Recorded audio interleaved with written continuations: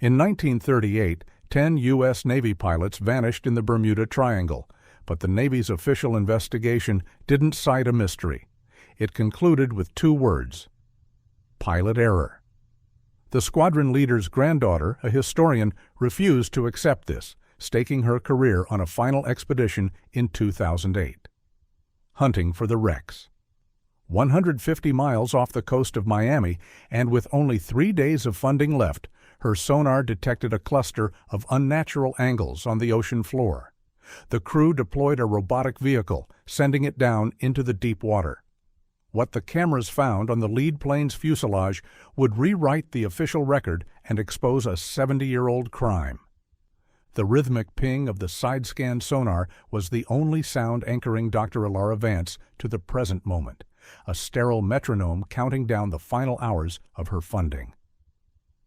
Outside the reinforced viewport of the Persistence, the Atlantic Ocean was a crushing black void, but here, on the bridge, the air was thick with the smell of stale coffee and ozone.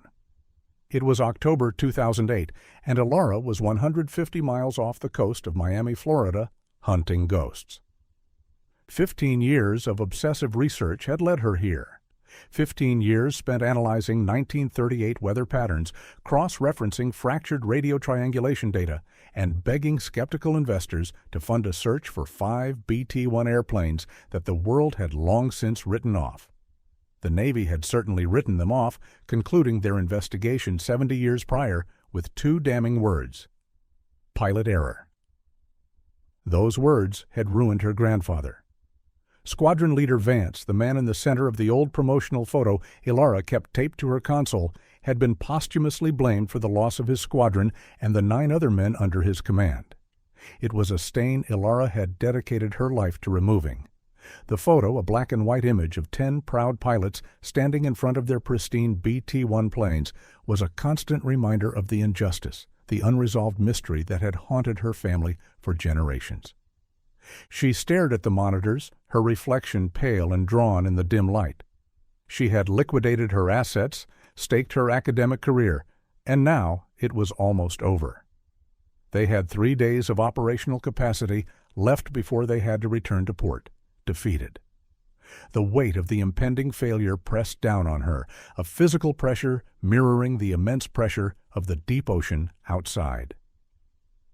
"Anything?" she asked, the word barely a whisper, the silence of the control room amplifying the ambient hum of the electronics. Kalen Kai Thorne didn't look up from his navigation charts.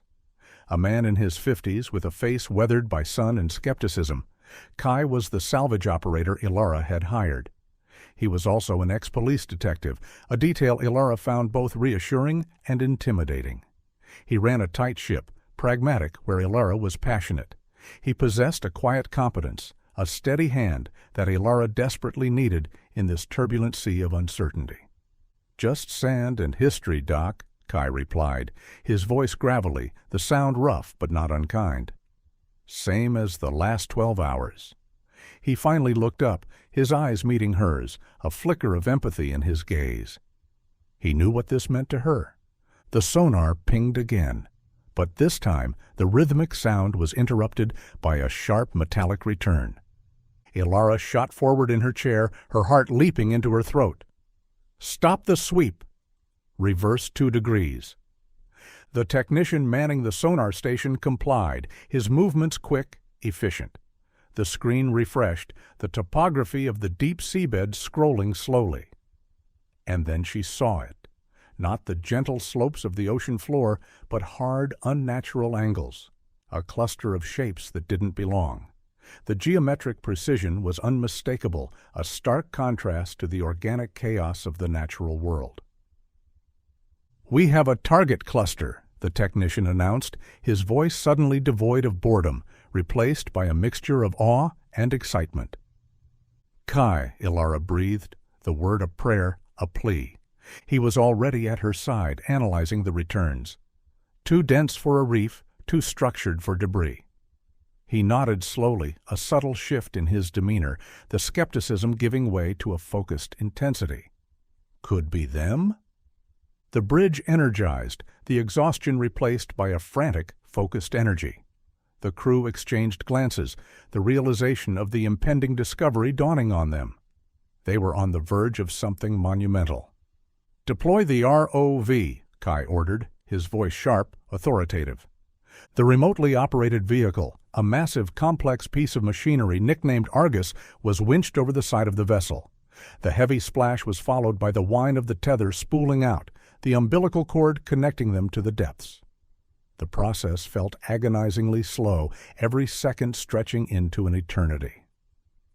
In the control room, the sonar display was replaced by the high-definition camera feed from the ROV. For long, excruciating minutes, there was nothing but blue water, graduating into deep, oppressive black, punctuated only by the swirling marine snow, illuminated by the ROV's powerful lights.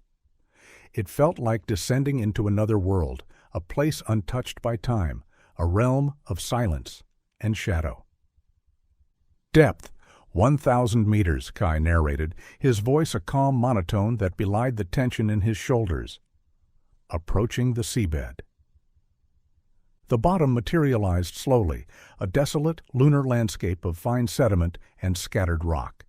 The ROV cruised forward, its lights cutting a swath through the darkness.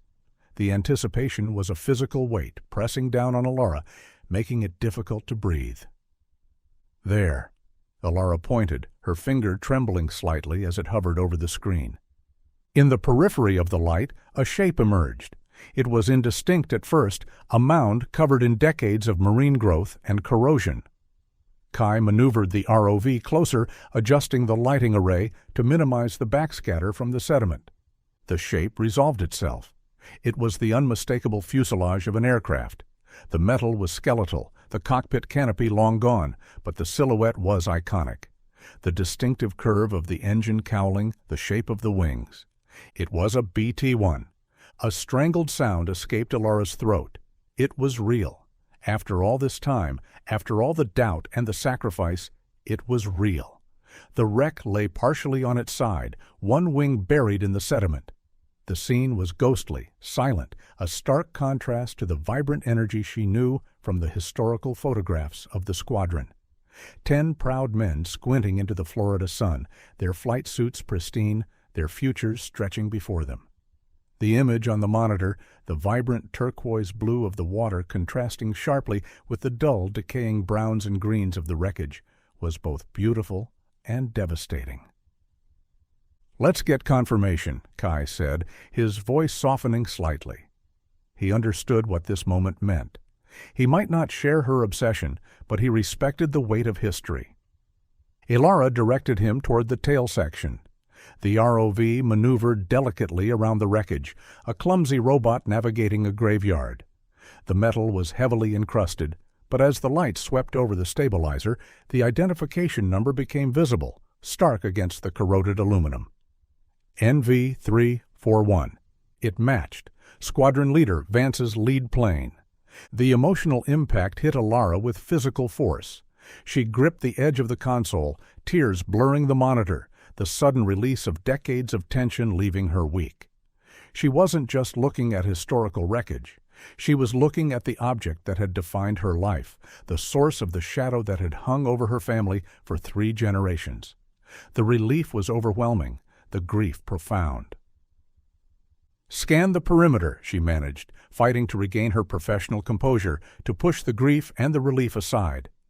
There was work to be done. The truth was still buried, waiting to be unearthed. Kai piloted the ROV outwards. Within minutes, they located the others. All 5 aircraft lay within a half-mile radius, a squadron of ghosts resting on the ocean floor. They hadn't scattered. They had gone down together, maintaining formation even in disaster. The expedition wasn't just a success, it was a resurrection.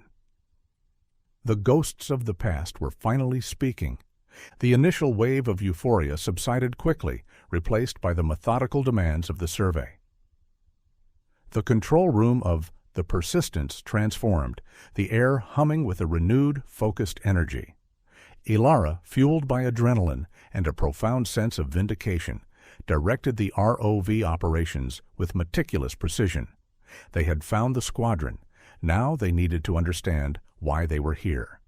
The historical mystery had just become a forensic investigation. "Bring Argus back to the lead plane," she instructed Kai, her voice regaining its authoritative edge. "I want complete coverage of the fuselage and the wings. We need to assess the structural integrity." As the ROV circled her grandfather's aircraft, the details emerging from the gloom immediately bolstered Ilara's lifelong defense of his capabilities. The planes were remarkably intact. They hadn't shattered on impact.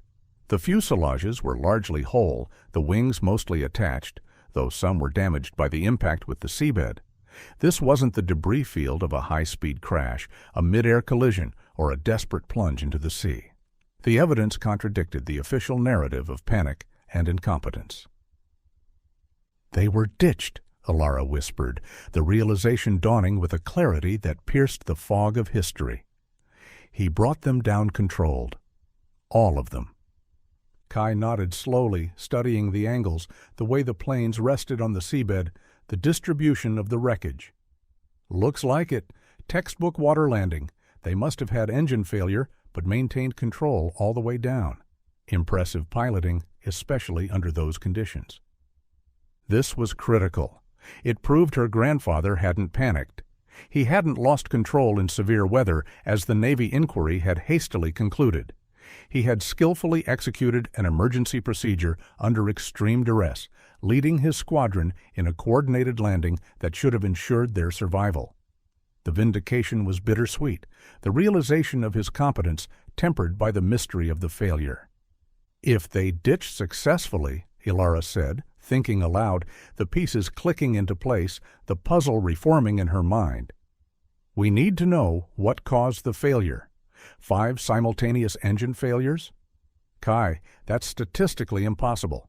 These were new aircraft, rigorously tested. It makes no sense. The BT-1 was designed for reliability, the demonstration flight intended to prove its superiority. A catastrophic failure of this magnitude suggested something far more sinister than a design flaw. They shifted focus to the engine compartments. The cowlings on most of the planes had corroded away or fallen off during the descent, exposing the radial engines beneath. Kai maneuvered the ROV into position, zooming the high-definition camera past the rusted cylinders and exhaust manifolds. The machinery was a tangled mess of wires, tubing, and marine growth, the intricate details obscured by decades of decay. "Focus on the fuel delivery system," Ilara requested. As an aviation historian specializing in pre-war aircraft design, she knew the BT-1's schematics intimately. She had studied them for years, memorizing every detail, every component. "Check the main fuel line running from the firewall to the carburetor. It's the primary artery." The camera navigated the complex assembly. The ROV's manipulator arm, usually used for heavy lifting, gently brushed away a layer of sediment and loose debris, a delicate operation that required immense skill from Kai. The slightest miscalculation could damage the ROV or the wreckage, compromising the integrity of the evidence. "There," Kai said, stabilizing the image.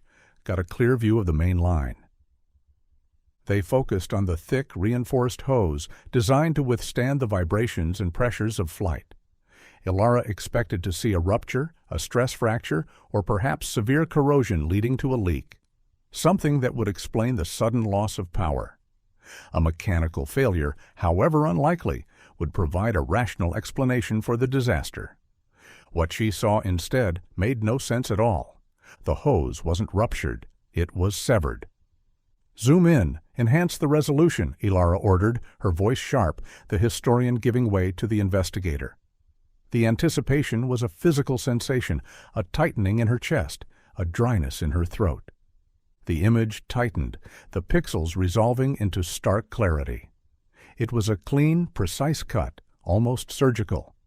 The edges were sharp, angled perfectly across the diameter of the hose. It hadn't been torn or broken by the impact. It had been cut deliberately and efficiently by a specialized tool. The precision was chilling, the intent undeniable. A cold dread began to seep into the control room, displacing the warmth of the discovery.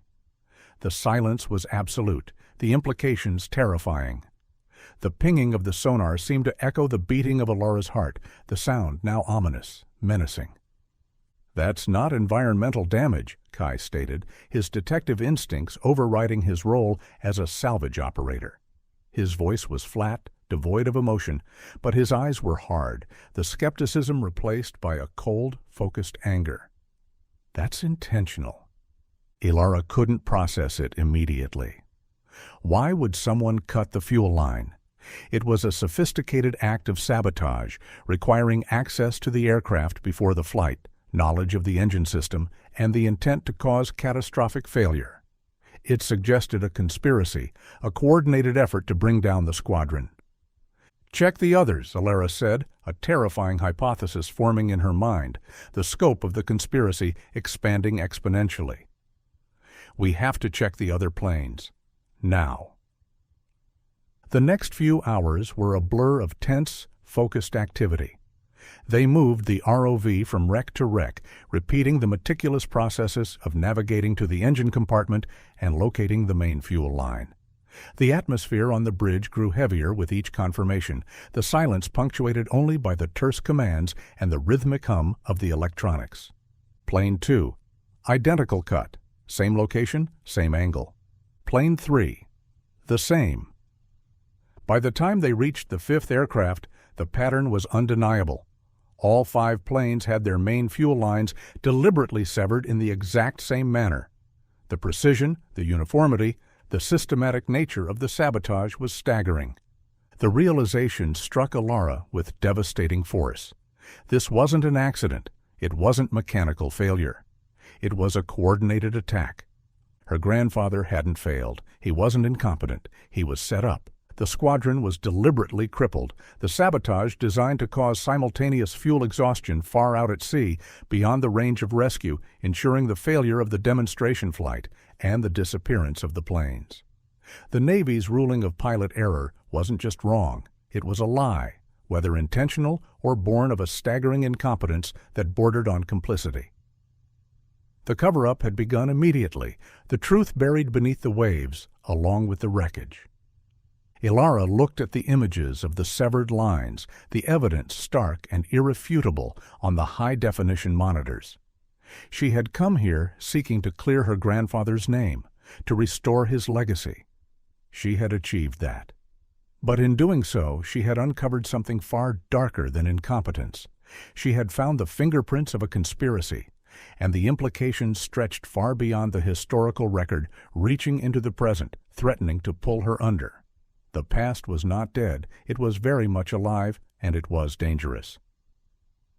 The atmosphere on the bridge of the Persistence underwent a profound, chilling shift. The historical significance of the discovery was suddenly overshadowed by the forensic reality of what they were witnessing. They were no longer archaeologists uncovering a lost chapter of aviation history. They were the first responders to a 70-year-old crime scene, the evidence preserved in the cold, dark silence of the deep. The severed fuel lines were the smoking gun, the proof of the conspiracy. But the story was incomplete. "Sabotage explains the engine failures," Kai said, leaning back in his chair, rubbing his temples. He was processing the information, analyzing the data, the detective in him taking over, the cold logic of the investigation overriding the emotional impact of the discovery. "But it doesn't explain why they never found the pilots?" Alara followed his logic, the implications sprawling and dangerous. The evidence clearly showed the planes had been successfully ditched. The BT-1 was a robust aircraft, designed for carrier operations, capable of floating for several minutes, perhaps longer in calm seas. The pilots were highly trained in water egress. If the planes were intact upon landing, the 10 men aboard should have survived the initial incident. They should have deployed their life rafts. The survival instinct was primal, the training ingrained. "They should have been rescued," Alara stated, the words catching in her throat. The hope that her grandfather might have survived, even briefly, was a painful twist of the knife. Even if they were far out, a massive search operation was launched within hours. They should have found survivors, or at least debris from the rafts. Something. The absence of evidence was evidence in itself, a glaring omission in the historical record. But nothing was ever found. The disappearance was absolute. The sea had swallowed them whole, leaving no trace. The silence was deafening. "Let's look closer at the cockpits," Kai suggested, his expression grim. He knew what they were looking for, the signs of violence, the evidence of a crime. If they got out, there might be evidence of egress, open canopies, deployed rafts. If they didn't... He didn't finish the sentence. The implication hung in the air, heavy and suffocating. The possibility that the pilots had been murdered was too horrific to articulate, yet it was the only explanation that fit the facts.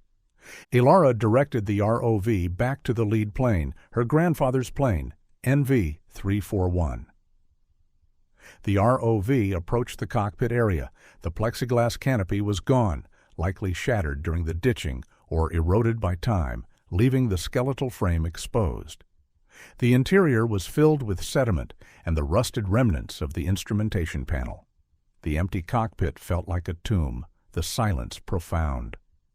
The ROV scanned the fuselage, the high-intensity lights revealing the texture of the corroded metal.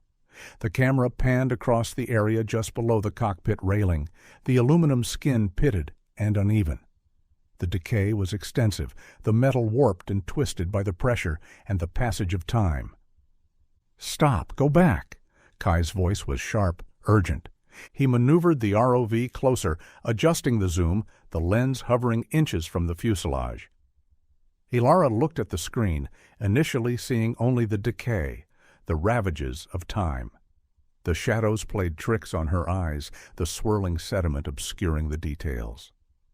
"There," Kai said, pointing to a series of small, uniform punctures in the metal. They were clustered tightly together, irregular circles that pierced straight through the fuselage. Ilara frowned, trying to understand what she was seeing.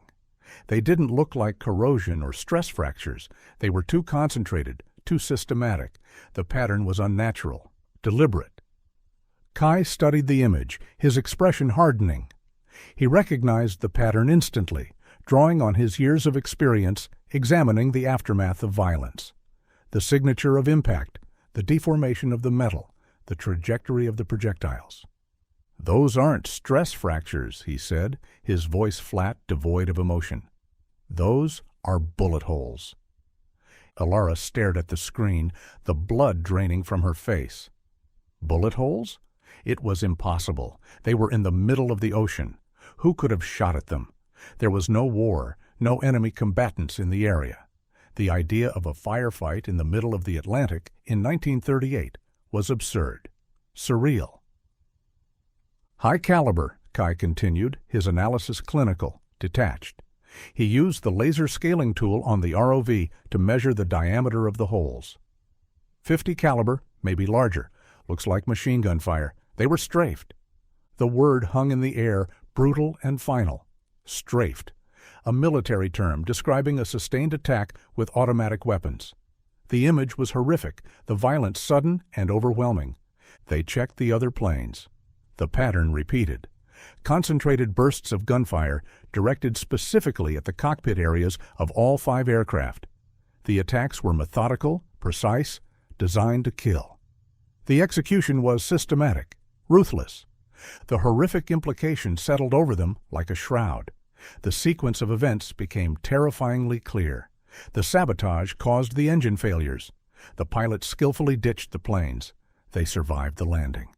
And then someone arrived, not to rescue them, but to silence them. The pilots were executed, murdered while still in or near their aircraft, helpless in the water. The planes were strafed to ensure there were no survivors and perhaps to accelerate the sinking, to ensure the evidence disappeared beneath the waves. The crime scene was sanitized, the witnesses eliminated. This wasn't just sabotage, it was mass murder. Ilara felt a wave of nausea, the horror of the discovery overwhelming her. She thought of her grandfather, surviving the sabotage, executing a perfect water landing, perhaps feeling a surge of relief that he had saved his squadron, only to be met by a hail of gunfire. The betrayal, the cold-blooded brutality of the act was staggering. The image of his final moments, the terror, the confusion, the pain, was unbearable. "Who would do this?" she whispered, the question echoing the profound darkness of the discovery. And why? The motive had to be monumental to justify such an atrocity. Kai looked at the monitors, then at the communication console. "I don't know who or why," he said, his voice low and urgent. But whoever it was had the resources to orchestrate a complex sabotage and intercept a squadron in the middle of the ocean. And they had the influence to ensure the investigation never looked past pilot error. The conspiracy was vast, reaching into the highest levels of power. He reached over to the communication console, his hand hovering over the controls. "We're going dark," he announced. "Radio silence from this point forward. We transmit nothing. We log nothing officially. If the original investigation was compromised, we can't assume this discovery will be treated honestly." The isolation of the open ocean suddenly felt menacing, the silence threatening. The crime scene was 70 years old, but as Alara looked at the bullet holes on the screen, the evidence of the massacre preserved in the cold depths of the ocean, she felt the sudden, terrifying weight of the present pressing down on them. The conspiracy felt very much alive. And they had just awakened it. The ghosts of the past were screaming for justice, but the shadows of the present were closing in. The following day, the focus shifted from discovery to recovery. The atmosphere aboard the Persistence was heavy, the silence punctuated by the rhythmic hum of the engines and the occasional terse command. The crew moved with a quiet efficiency that betrayed their awareness of the danger they were now in. Ilara and Kai knew that digital images, however compelling, were not enough. They needed physical evidence to present to the authorities, evidence that couldn't be dismissed or digitally manipulated. They needed proof that could withstand the scrutiny of forensic analysis and the inevitable attempts to discredit their findings. The truth needed a physical form, a tangible presence that couldn't be denied. They initiated a delicate recovery operation. The objective was twofold: retrieve a section of the severed fuel line from NV-341 and a piece of the bullet-riddled cockpit plating. The extreme depth made the operation complex and dangerous. They were operating at the limits of the ROV's capabilities, the pressure immense, the margin for error minuscule. They couldn't send divers down. Everything had to be done remotely, a high-stakes surgery conducted through the lens of a camera, the Argus acting as their hands and eyes in the abyss. Kai piloted the ROV with surgical precision, his movements slow, deliberate. Using the ROV's manipulator arms and a specialized cutting tool, a diamond-edged saw designed for underwater salvage, they managed to excise a segment of the fuel line from the lead aircraft.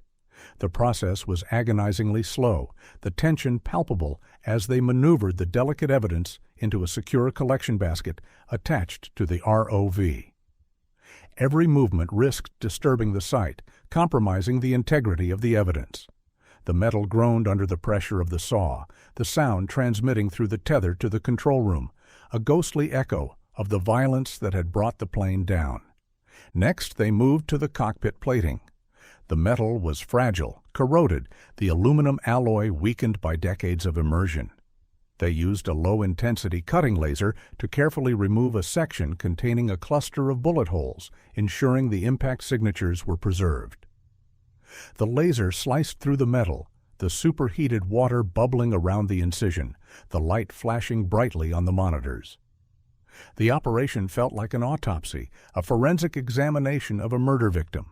They were mid-operation, the ROV carefully placing the cockpit plating into the basket, when the proximity radar began to blare, the shrill alarm shattering the tense silence on the bridge. "Incoming vessel," the helmsman announced, his voice sharp with surprise. They were far beyond the standard shipping lanes, the ocean vast and empty. The isolation that had felt menacing moments before was suddenly shattered. Kai immediately switched the main monitor from the ROV feed to the radar display. A contact was approaching rapidly from the northeast, a fast mover cutting through the waves with aggressive purpose. The speed was alarming, the trajectory direct. "Check the AIS," Kai ordered, his eyes narrowed, the suspicion immediately evident in his tone. The helmsman checked the automatic identification system, the transponder signal that identified the vessel and its course. "Nothing, sir." "They're running dark. No signal." A knot of anxiety tightened in Alara's stomach. This wasn't a Coast Guard patrol or a passing freighter. A vessel running without AIS in this area was highly suspicious and dangerous. The realization that their discovery had triggered a response, that the conspiracy was mobilizing against them, was terrifying. They moved to the bridge, binoculars raised. A sleek, gray, high-speed cutter materialized over the horizon. It was a military-grade vessel, unmarked but clearly expensive, bristling with antennas and radar domes. It moved with a speed and agility that suggested immense power. The design was intimidating, the color blending with the gray of the ocean, a predator emerging from the depths. The cutter didn't slow down. It circled. The Persistence. Like a shark scenting blood, its powerful engines churning the water, the wake rocking the salvage vessel. The maneuvers were aggressive, designed to intimidate, a display of dominance. A man emerged on the deck of the cutter, megaphone in hand. He was tall, impeccably dressed in tactical gear, his face obscured by sunglasses. His voice crackled over the water, amplified but distorted. Alara would later come to know the face, cold and calculating, as Silas Croft. "Vessel Persistence. This is a maritime security alert," the voice announced, the tone authoritative, arrogant. "You are operating in a restricted area. Cease all operations immediately and prepare to be boarded."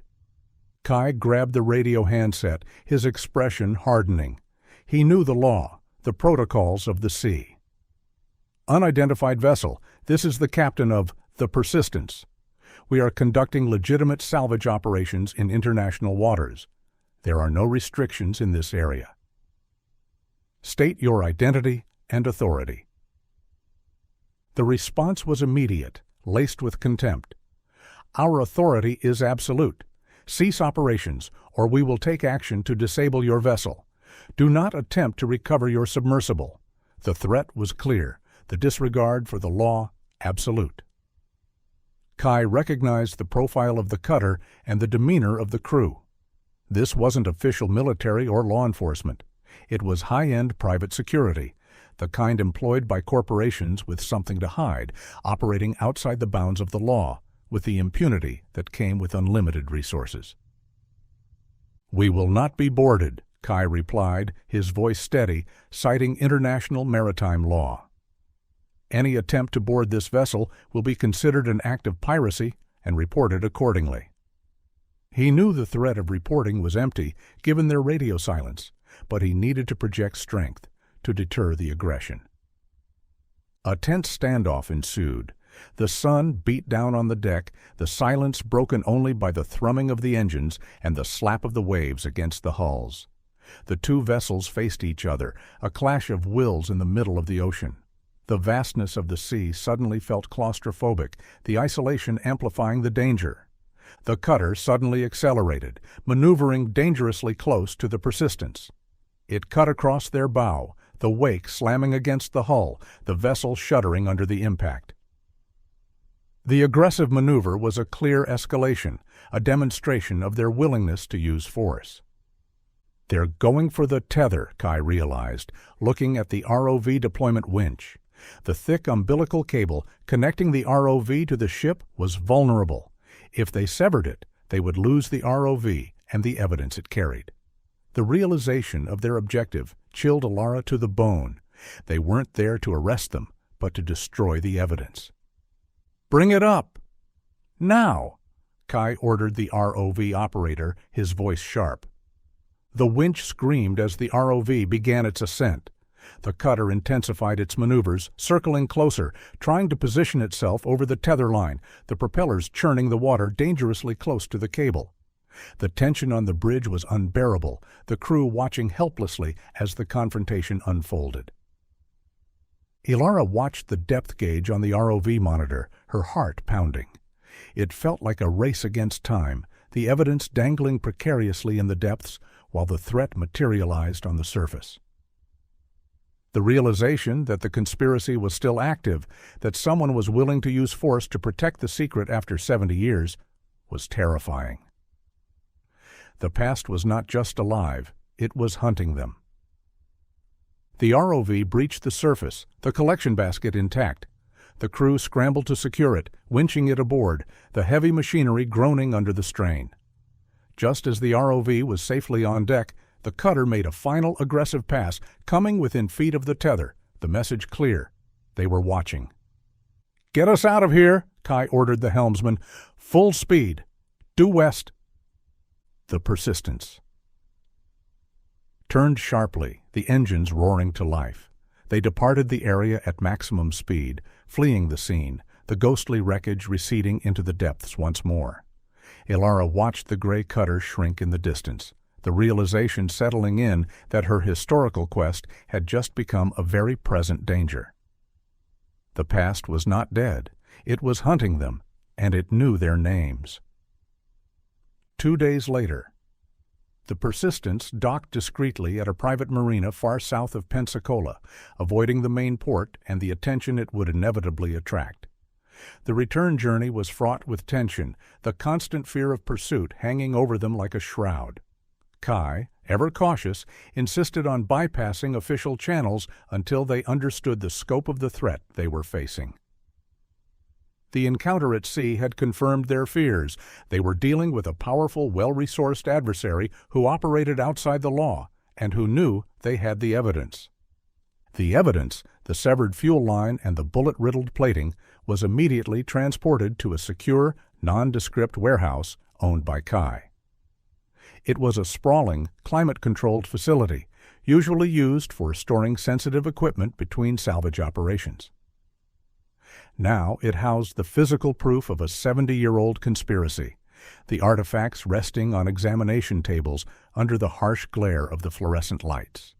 The air inside was cool, sterile, a stark contrast to the humid Florida heat outside. Kai called in a favor. Dr. Eris Thorne, no relation, a trusted independent forensic metallurgist, arrived with a portable lab setup. He was a man of science, meticulous and skeptical, who trusted only what the evidence told him. He had a reputation for integrity, a man who couldn't be bought or intimidated.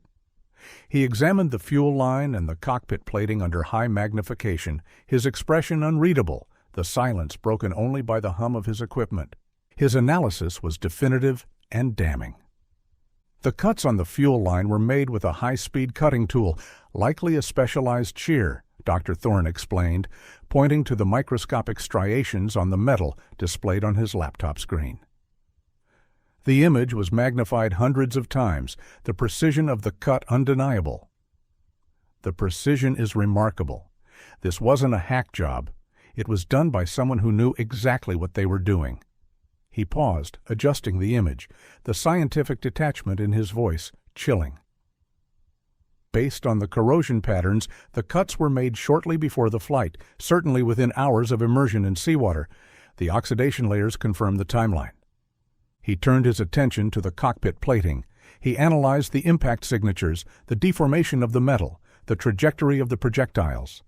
The evidence of the violence was stark, brutal.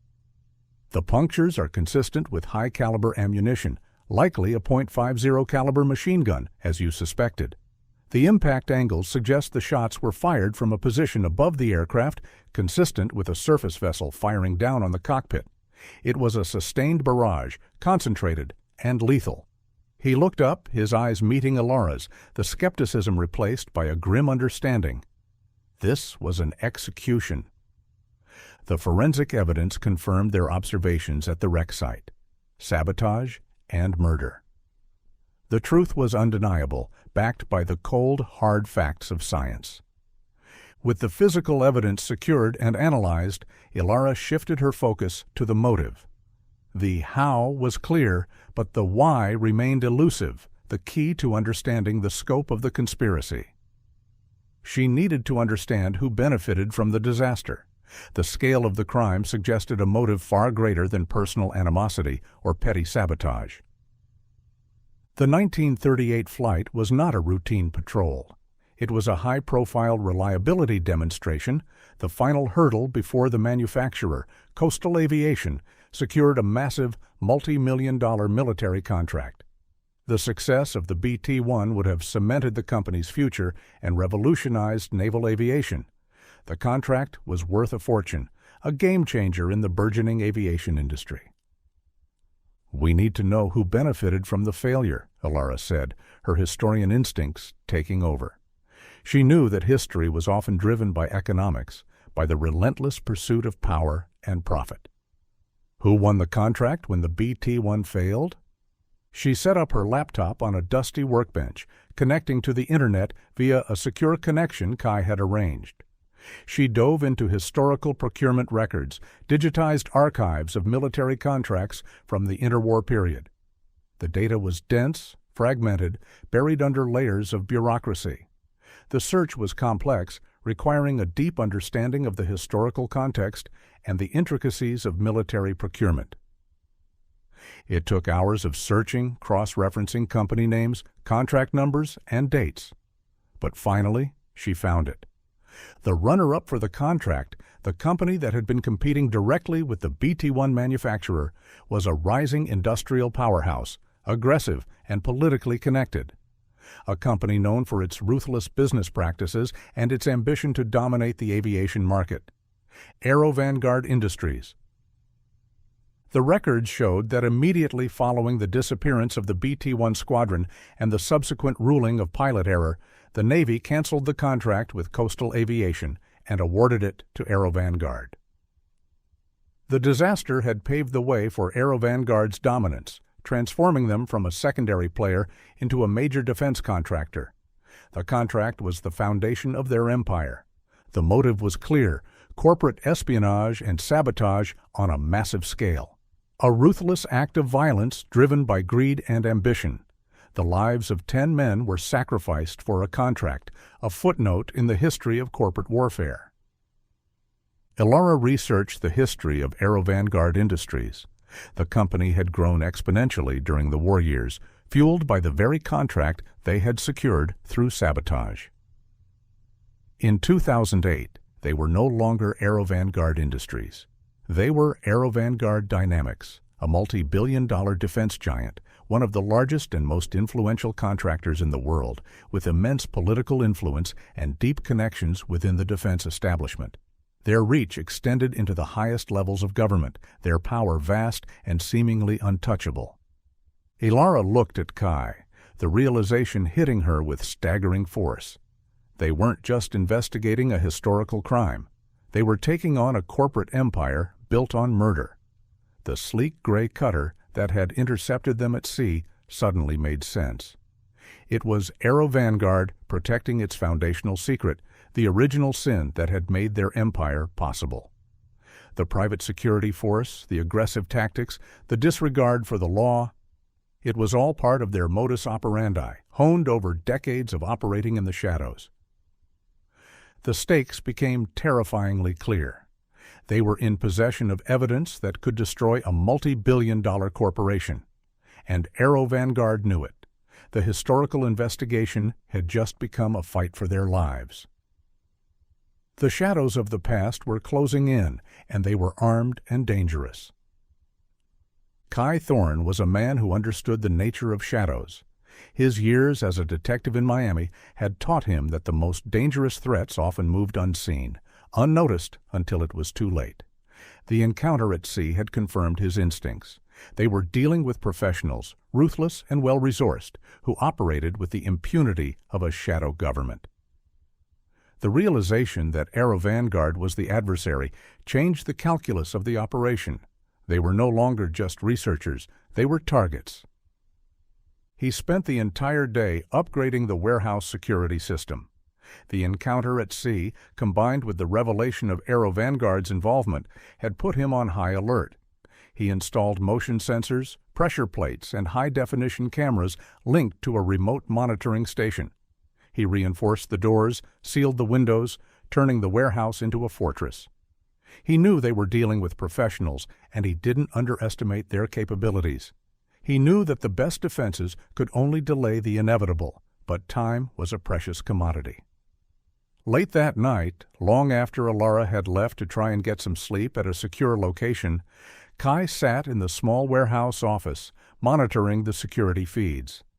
The air was still, the silence broken only by the hum of the refrigeration unit keeping the salvaged evidence climate-controlled. The warehouse was located in an industrial area, deserted at this hour, the isolation amplifying the sense of vulnerability. He watched the camera feeds, his eyes scanning the perimeter, the loading docks, the interior corridors. The industrial district was quiet, deserted, the silence broken only by the distant rumble of a freight train. Everything was quiet, too quiet. The stillness felt unnatural, a prelude to violence. And then he saw it, a subtle anomaly on camera 3, the one covering the rear loading dock. A momentary flicker, a fraction of a second where the image seemed to freeze and then jump forward. It was almost imperceptible, a glitch in the digital stream. But Kai knew better. A loop. Someone had hacked the security system, splicing in a repeating loop of footage to mask their entry. It was a sophisticated technique, indicative of a highly trained team. They weren't just bypassing the system. They were inside it. They were already inside the warehouse. Adrenaline surged through Kai's veins, cold and sharp. He drew his sidearm, a compact Glock he kept hidden in the office, a habit from his detective days that he had never quite broken. He moved silently toward the main warehouse floor. The space was vast, filled with towering shelves of salvage equipment, the air thick with the smell of machine oil and dust. The shadows stretched long, menacing. He moved tactically, using the shelves as cover, listening for any sound out of place. He heard it then, the faint hiss of a cutting torch near the climate-controlled unit. The sound was muffled, precise, the sound of professionals at work. He approached cautiously, peering through a gap in the shelving. Two men, dressed in black tactical gear, their faces obscured by masks, were working on the lock of the unit. They were efficient, professional, their movements synchronized. They moved with a practiced ease that betrayed their training. But it was what they carried that alarmed Kai the most. They weren't equipped for theft. They carried specialized containers, pressurized tanks connected to nozzles, corrosive chemical agents. They weren't there to steal the evidence. They were there to destroy it, to neutralize any forensic value, to reduce the metallic proof to unrecognizable sludge. They were erasing the past, one piece of evidence at a time. Kai realized he couldn't confront them directly. They were armed, trained, and ruthless. He was one man against a corporate hit squad. He needed a distraction, a way to disrupt their operation without getting himself killed. He needed chaos. He looked up. The warehouse was equipped with a high-pressure fire suppression system designed to flood the area with foam in the event of a chemical fire. The manual override was located near the main entrance across the warehouse floor. It was a risky move, but it was the only option. He moved quickly, silently, circling the perimeter of the warehouse, keeping to the shadows. He reached the override panel, his heart pounding. He smashed the glass and pulled the lever. The effect was immediate and chaotic. Klaxons began to blare, the sound deafening in the enclosed space. Emergency lights flashed, casting strobing shadows across the warehouse. The high-pressure nozzles in the ceiling activated, unleashing a torrent of thick, suffocating foam. The area around the climate-controlled unit was instantly engulfed in a blizzard of white foam. The intruders were caught completely off guard, disoriented by the noise and the sudden loss of visibility. The foam coated everything, making the floor slick and treacherous. Kai didn't hesitate. He activated the main warehouse alarm, sending a silent alert to the local police department. The response time would be slow, but the alarm signaled that the intrusion had been detected. The clock was ticking. He moved back toward the unit, the foam swirling around his knees. He saw one of the intruders struggling to clear his gear, the chemical tank discarded. The man was enraged, disoriented, his professional demeanor shattered. A brief, brutal confrontation ensued in the confusion. The intruder lunged at Kai, a tactical knife in hand. Kai reacted instinctively, blocking the attack, the years of training kicking in. The fight was messy, desperate, the foam making the floor slick and treacherous. They grappled, the sounds of the struggle muffled by the foam and the alarms. Kai fought with a controlled fury, using the environment to his advantage. The intruders were ruthless, but they prioritized escape over engagement. The arrival of the police was imminent. They abandoned their mission, disappearing into the chaos, fleeing through the rear loading dock just as the first sirens began to wail in the distance. They vanished into the night, leaving behind only the discarded chemical tank and the lingering smell of ozone and foam. Kai secured the climate-controlled unit, the lock damaged but intact. The evidence was safe, but the message was clear. The historical investigation had become a present-day war, and Aero Vanguard was willing to do whatever it took to keep the past buried. The shadows had materialized, and they were armed and dangerous. Ilara arrived at the warehouse just as the police were concluding their preliminary investigation. The scene was chaotic, the flashing lights illuminating the thick layer of foam covering the floor, the air smelling sharply of chemicals, and the lingering scent of the confrontation. Kai, covered in grime and foam, was giving his statement to the responding officers, his expression calm, controlled, minimizing the incident, portraying it as a sophisticated burglary attempt. The police were treating it as industrial vandalism, skeptical of Kai's claims of a targeted intrusion. They saw the discarded chemical tank, the signs of a struggle, but without a clear motive or suspects, they were dismissive of the historical conspiracy theories Ilara tried to explain.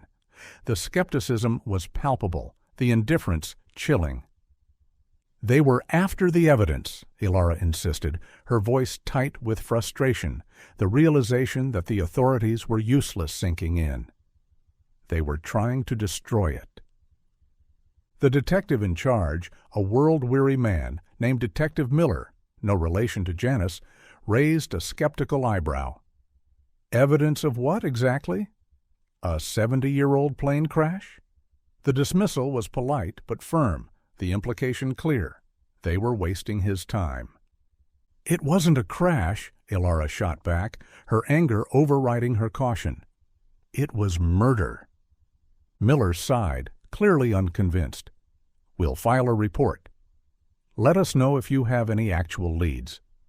He handed her a business card, a formality devoid of any real commitment. They were on their own. The official channels were closed to them, either through skepticism or something more sinister. The realization was both terrifying and liberating.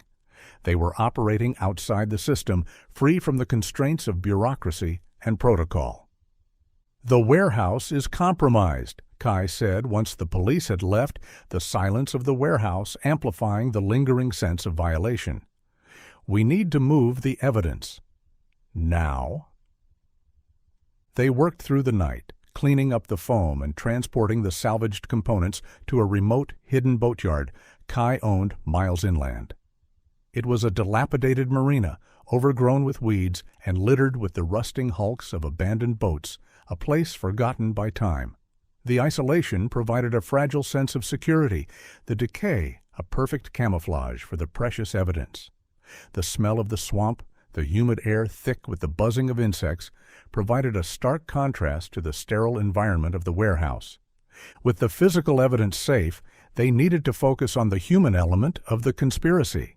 They had the motive, the means, and the perpetrator, Aero Vanguard. But they needed the connection, the link between the corporate boardroom and the sabotage on the ground. The missing piece of the puzzle, the human hand that had executed the crime. Someone had to cut those fuel lines, Ilara said, pacing the cramped office of the boatyard, the floorboards creaking under her weight. The exhaustion was setting in, the adrenaline receding, leaving a dull ache in her bones. Someone on the ground, someone with access to the planes. A mechanic, a technician. The sabotage occurred at Naval Air Station Key West, a secure military facility. It had to be an inside job. The conspiracy required a human agent, a pawn willing to sacrifice 10 lives for a payoff. "We need the ground crew manifests," Kai said, his voice grim. "The personnel files of everyone who worked on those planes." The records would be archived, buried deep in the bowels of the military bureaucracy. Accessing them would be difficult, perhaps impossible, given the resistance they had already encountered. The digital records were likely sanitized, the truth erased from the official narrative. "I have to go to Washington," Ilara said, the decision forming in her mind, the historian in her recognizing the necessity of the primary source. "The National Archives, the Military Records Division, they'll have the physical copies." It was a risk, but it was their only option. Kai stayed behind to guard the evidence, the boatyard his fortress, while Ilara boarded a flight to D.C., armed with her academic credentials and a desperate hope for a breakthrough. She knew she was walking into the lion's den, the center of the power structure that protected Aero Vanguard. The National Archives was an imposing building, a temple of history and bureaucracy. Ilara navigated the labyrinthine corridors, utilizing her expertise as an aviation historian to gain access to the restricted military archives. The atmosphere was hushed, reverent, the weight of the past palpable. She spent days combing through dusty manifests, personnel files, and maintenance logs from 1938. The work was tedious, meticulous, the names blurring together into a sea of forgotten history. The files were handwritten, the ink faded, the paper brittle. She was looking for anomalies. Anyone who left the service abruptly after the disappearance, anyone who showed signs of sudden unexplained wealth, anyone with a connection to Aero Vanguard. She looked for the subtle clues, the inconsistencies that betrayed the hidden truth. She focused on the aviation machinist mates, the men responsible for the maintenance and repair of the aircraft. They would have had the access, the tools, and the knowledge to execute the sabotage. The saboteur had to be among them. The names blurred together, the faces in the personnel files staring back at her across the decades. She was chasing ghosts, following a trail that had long gone cold. But she persisted, driven by the need for justice, the conviction that the truth was buried here, waiting to be uncovered. The silence of the archives was both comforting and frustrating, a sanctuary of knowledge and a tomb of secrets. And then she found him, Bernie Russo, an aviation machinist mate, second class. His service record was unremarkable, even exemplary, until 2 weeks after the disappearance. He resigned his commission, abruptly, without explanation, in the middle of an active investigation when the Navy was desperate for answers. The timing was suspicious, the circumstances inexplicable. It was a red flag, a glaring anomaly in the otherwise pristine records. Ilara knew with a certainty that chilled her to the bone that she had found the saboteur, the human connection, the missing link in the chain of evidence. The name Bernard Russo echoed in Ilara's mind, a ghost emerging from the dusty archives. The abrupt resignation, the timing, the context, it all pointed to a man running from something, or perhaps running toward something. The anomaly was too stark, too precise to be a coincidence. She needed his complete military service jacket, the detailed record of his career, his assignments, his evaluations, any disciplinary actions. It would contain the clues she needed to confirm his involvement and, hopefully, his connection to Aero Vanguard. The truth was hidden in the details, the footnotes of history. She submitted the request, her hands trembling slightly. She waited, the anticipation gnawing at her. The bureaucratic process was slow, agonizing, the silence stretching into hours. The response came quickly, but it wasn't what she expected. Obstruction. "We're sorry, Dr. Vance," the archivist, a timid man named Gerald, told her, avoiding eye contact, his demeanor nervous, evasive. "The file you requested is unavailable." "Unavailable?" Ilara repeated, confused. What does that mean? Missing? The word felt inadequate, a euphemism for something more sinister. "Classified," Gerald whispered, leaning closer as if the walls had ears. "Sealed by order of the Department of the Navy." A 70-year-old personnel file? Classified? It made no sense, unless it contained something explosive, something that threatened the official narrative. The realization that the cover-up was still active, that the past was still being actively suppressed, was chilling. "On what grounds?" Ilara demanded, her voice rising in frustration, the hushed silence of the archives shattered by her outburst. Gerald flinched. "I don't know. I just know it's sealed." He shuffled the papers on his desk, a nervous gesture that betrayed his discomfort. Ilara pushed the issue, escalating her request to the chief archivist. She argued academic freedom, historical significance, the need for transparency. But she was met with polite but firm obstruction at every turn. The bureaucracy was impenetrable, the resistance systematic. The wall of silence was deafening. Her frustration culminated in a summons to a meeting with Rear Admiral Chen, a high-ranking officer in the Navy's Historical Division. Ilara expected a bureaucratic dressing down, a polite but firm denial of her request. What she got was a veiled threat, a chilling display of the reach of AeroVanguard's influence. Admiral Chen's office was immaculate, decorated with naval memorabilia and awards, the symbols of a long and distinguished career. He was cold, imposing, his demeanor radiating authority, and the quiet arrogance of a man accustomed to obedience. The atmosphere was sterile, intimidating. "Dr. Vance," Chen began, his voice smooth but laced with steel. "We understand your interest in the 1938 incident, a tragic loss." The platitude was dismissive, the tone condescending. "A loss that was officially attributed to pilot error," Ilara countered, holding his gaze, refusing to be intimidated. "My research suggests otherwise." "Your research is causing complications," Chen said, the word hanging heavy in the air, a euphemism for disruption, for exposure. "Regarding a key defense partner."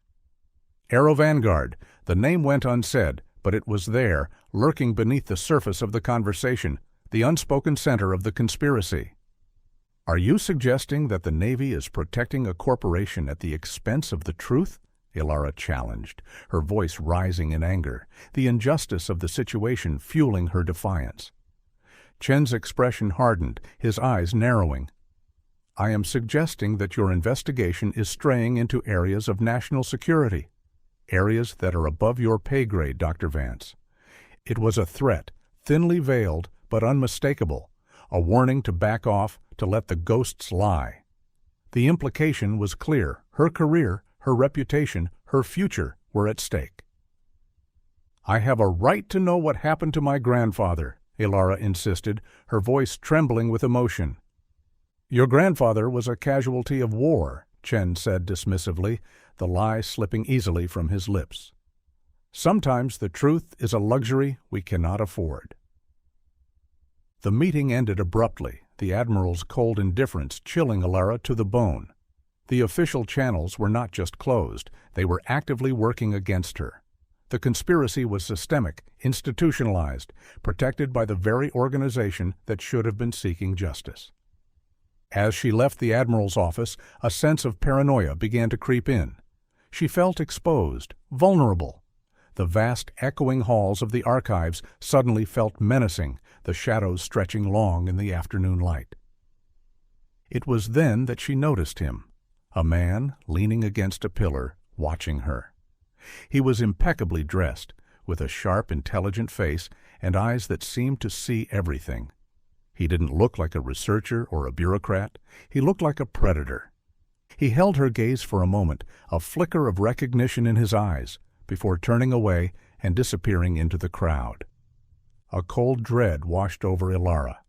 She recognized the look, the same cold calculation she had seen in the eyes of the man on the cutter.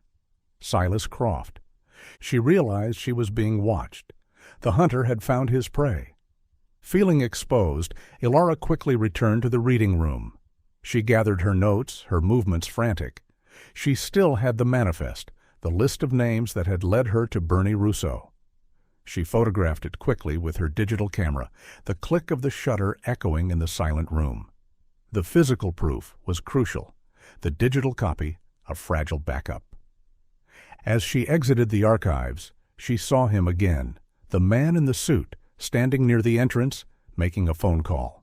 He watched her leave, his expression unreadable. The threat was silent, but unmistakable. A tense evasion through the D.C. metro followed. Ilara changed trains multiple times, ducking into crowded cars, her heart pounding with every glance over her shoulder. The paranoia was overwhelming, the feeling of being hunted a constant companion. The crowded subway cars felt claustrophobic, the faces of the commuters blurring into a sea of potential threats. She managed to lose him in the chaos of the rush-hour commute, but the message was clear. She was being watched. The walls were closing in. The truth was dangerous, and she was running out of time. The confrontation at the archives and the chilling realization that she was being actively monitored confirmed that official channels were not only closed, but actively hostile. Aero Vanguard's influence permeated the very institutions meant to preserve the truth. Ilara returned to the safe house she had rented in Alexandria, a small anonymous apartment that felt increasingly claustrophobic. The realization settled in that she was on her own, operating outside the system, hunted by a corporation that owned the system. The isolation was profound, the danger immediate. She contacted Kai, summarizing the obstruction and the encounter with Croft. The burner phone felt clumsy in her hand, the encrypted communication adding another layer of paranoia to the investigation. Kai's response was immediate and pragmatic, his voice a steady anchor in the swirling chaos. "If the official records are sanitized, we need to find another way to track Russo," he said, his voice calm but urgent over the secure line. "We need to find his family." People leave traces, Ilara. No one disappears completely. The ghosts of the past always left footprints, however faint. They turned to unofficial methods. Kai used his old police contacts and access to private databases, the shadowy corners of the information world where identities were bought and sold. Ilara supplemented his efforts with her genealogical research skills, tracing the faint echoes of Bernie Russo's life through census records, property deeds, and marriage licenses. The process was challenging. Russo had disappeared from the public record after leaving the Navy, a ghost moving through the shadows of the 20th century. He had become a master of evasion, a man living in the margins of society. They traced him through several name changes and moves, a trail of breadcrumbs scattered across the country. He had lived a transient life, moving from state to state, never settling down, as if running from something or someone. The pattern of his movements suggested a man consumed by fear, always looking over his shoulder, ready to disappear at a moment's notice. The paranoia was justified, the threat real. Finally, they hit a breakthrough. Kai identified a death certificate for a man matching Russo's description, using the alias Bernard Reed in a small town in rural Georgia in 1985. The cause of death was listed as heart failure, but the circumstances were vague, the details sparse. The death certificate was a fragile link to the past, a whisper of the truth hidden in the bureaucratic records. They traced the lineage forward, identifying his children and then his grandchildren. The trail led them to Janice Miller, Russo's granddaughter, living a quiet, isolated life in the same small town where Bernie had died. The isolation seemed deliberate, a continuation of the self-imposed exile that had defined Russo's life. The family legacy was one of silence and fear. Ilara and Kai drove to Georgia, the landscape shifting from the urban sprawl of D.C. to the rolling hills and dense forests of the rural South. The isolation felt both reassuring and menacing, a place where secrets could be kept, where the past lingered like the humidity in the air. The silence was heavy, the atmosphere thick with unspoken history. They approached Janice's house cautiously. It was a small, weathered farmhouse, set back from the road, surrounded by overgrown fields and ancient oak trees. The atmosphere was heavy, silent, the only sound the buzzing of insects and the rustling of the wind through the trees. The house seemed to be watching them, the windows like wary eyes. Janice Miller, a woman in her 60s, answered the door, her expression guarded, suspicious. She looked at Alara and Kai with wary eyes, her body tense, ready to retreat. She held a shotgun loosely in her hands, a silent warning that visitors were not welcome. The weapon was old, but well-maintained, a symbol of the self-reliance and distrust that characterized the isolated community. "We're looking for Janice Miller," Alara began, her voice gentle, non-threatening, her hands visible, empty. "We're researching the history of Naval Air Station Key West, and we believe your grandfather, Bernard Russo, also known as Bernard Reed, may have served there." Janice's reaction was immediate and visceral. Fear flashed across her face. She tightened her grip on the shotgun. "I don't know anything about that," she said, her voice trembling slightly, the lie obvious, the fear palpable. "My grandfather died a long time ago. You should leave." She started to close the door, but Alara persisted, the urgency of the situation overriding her caution. "Please, Mrs. Miller." "We believe your grandfather may have been involved in a historical event that has been covered up for decades. We're trying to find the truth about what happened to the 10 pilots who disappeared in 1938.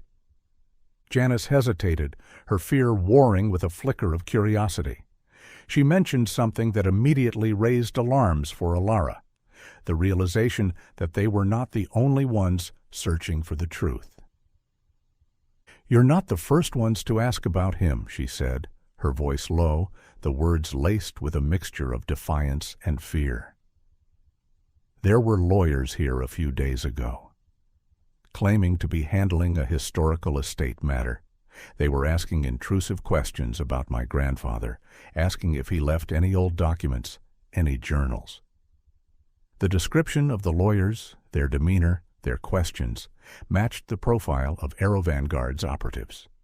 Alara and Kai exchanged a glance. Aero Vanguard. They were ahead of them, cleaning up loose ends, sanitizing the historical record one descendant at a time. They were looking for the same thing Alara and Kai were, the proof of the conspiracy, the evidence that Bernie Russo had left behind.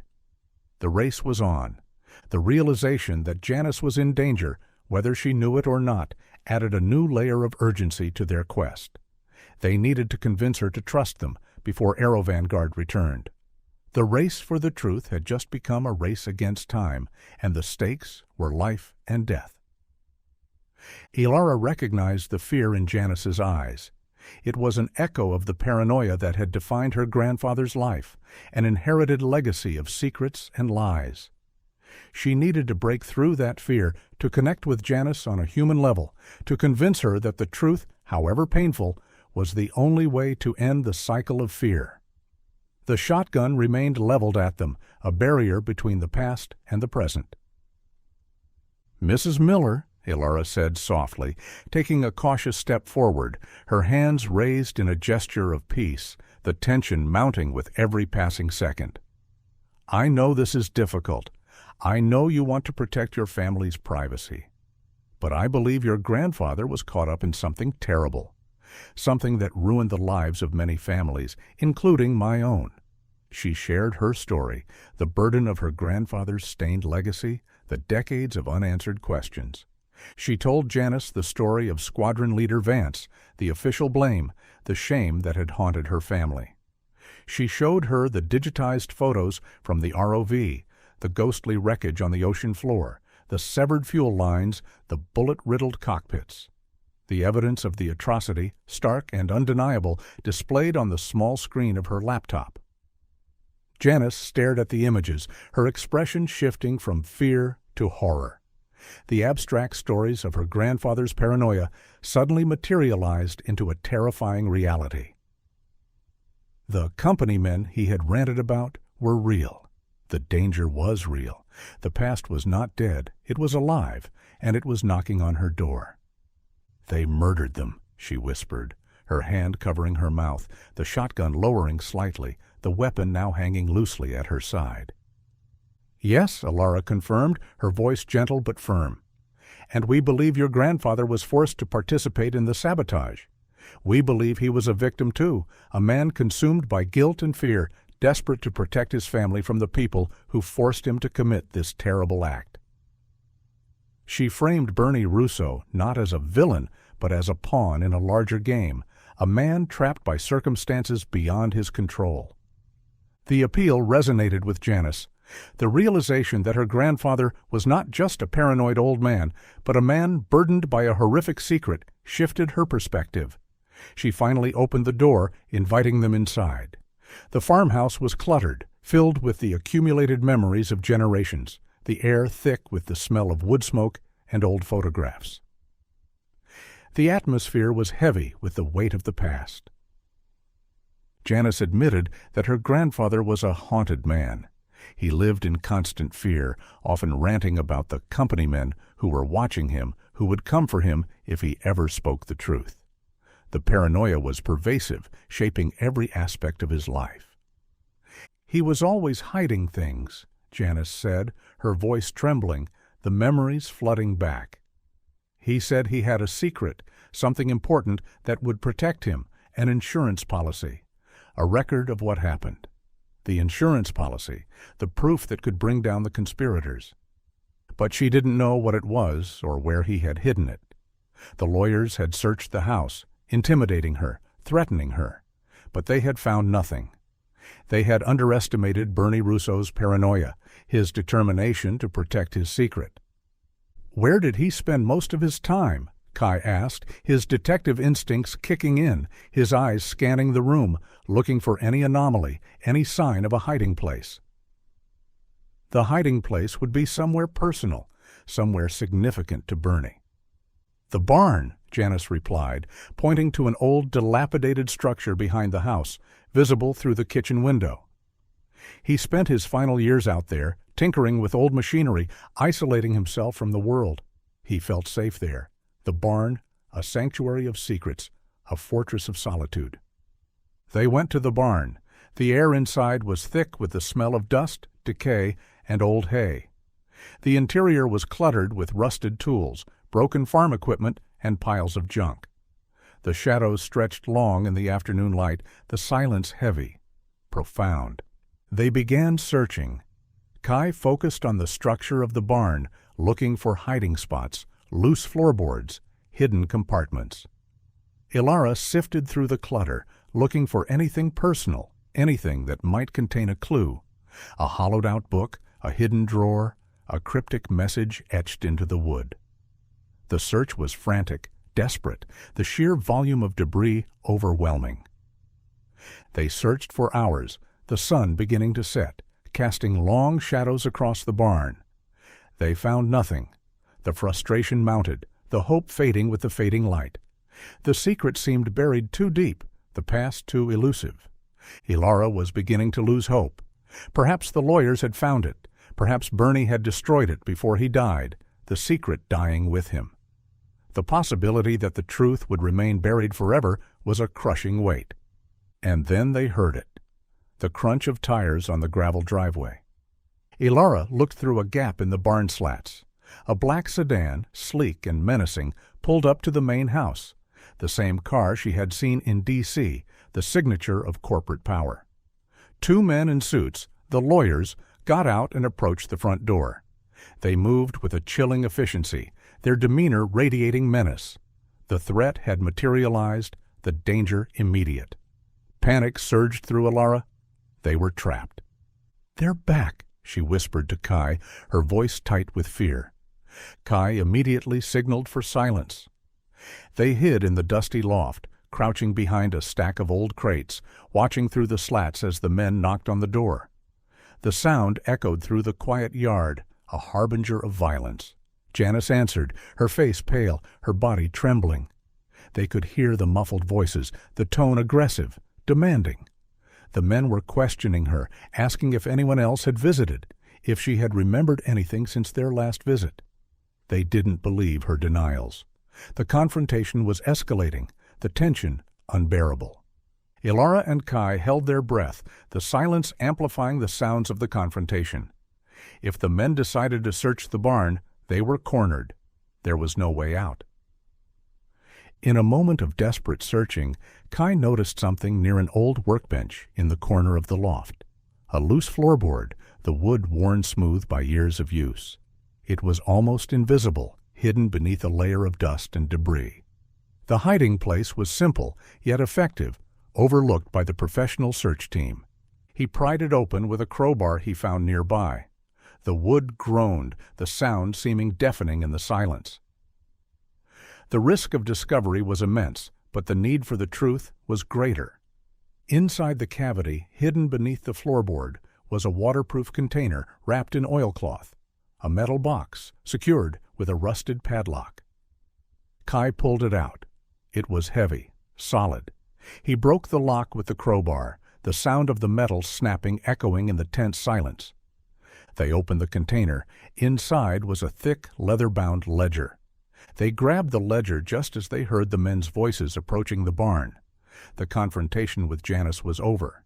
They were coming to search the barn. The truth was in their hands, but the danger was at their doorstep.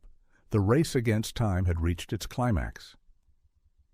The sound of the barn door creaking open galvanized them into action.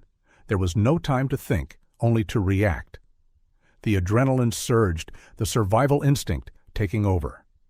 "Back exit," Kai whispered, pointing to a small, weathered door at the rear of the barn, partially obscured by a stack of hay bales.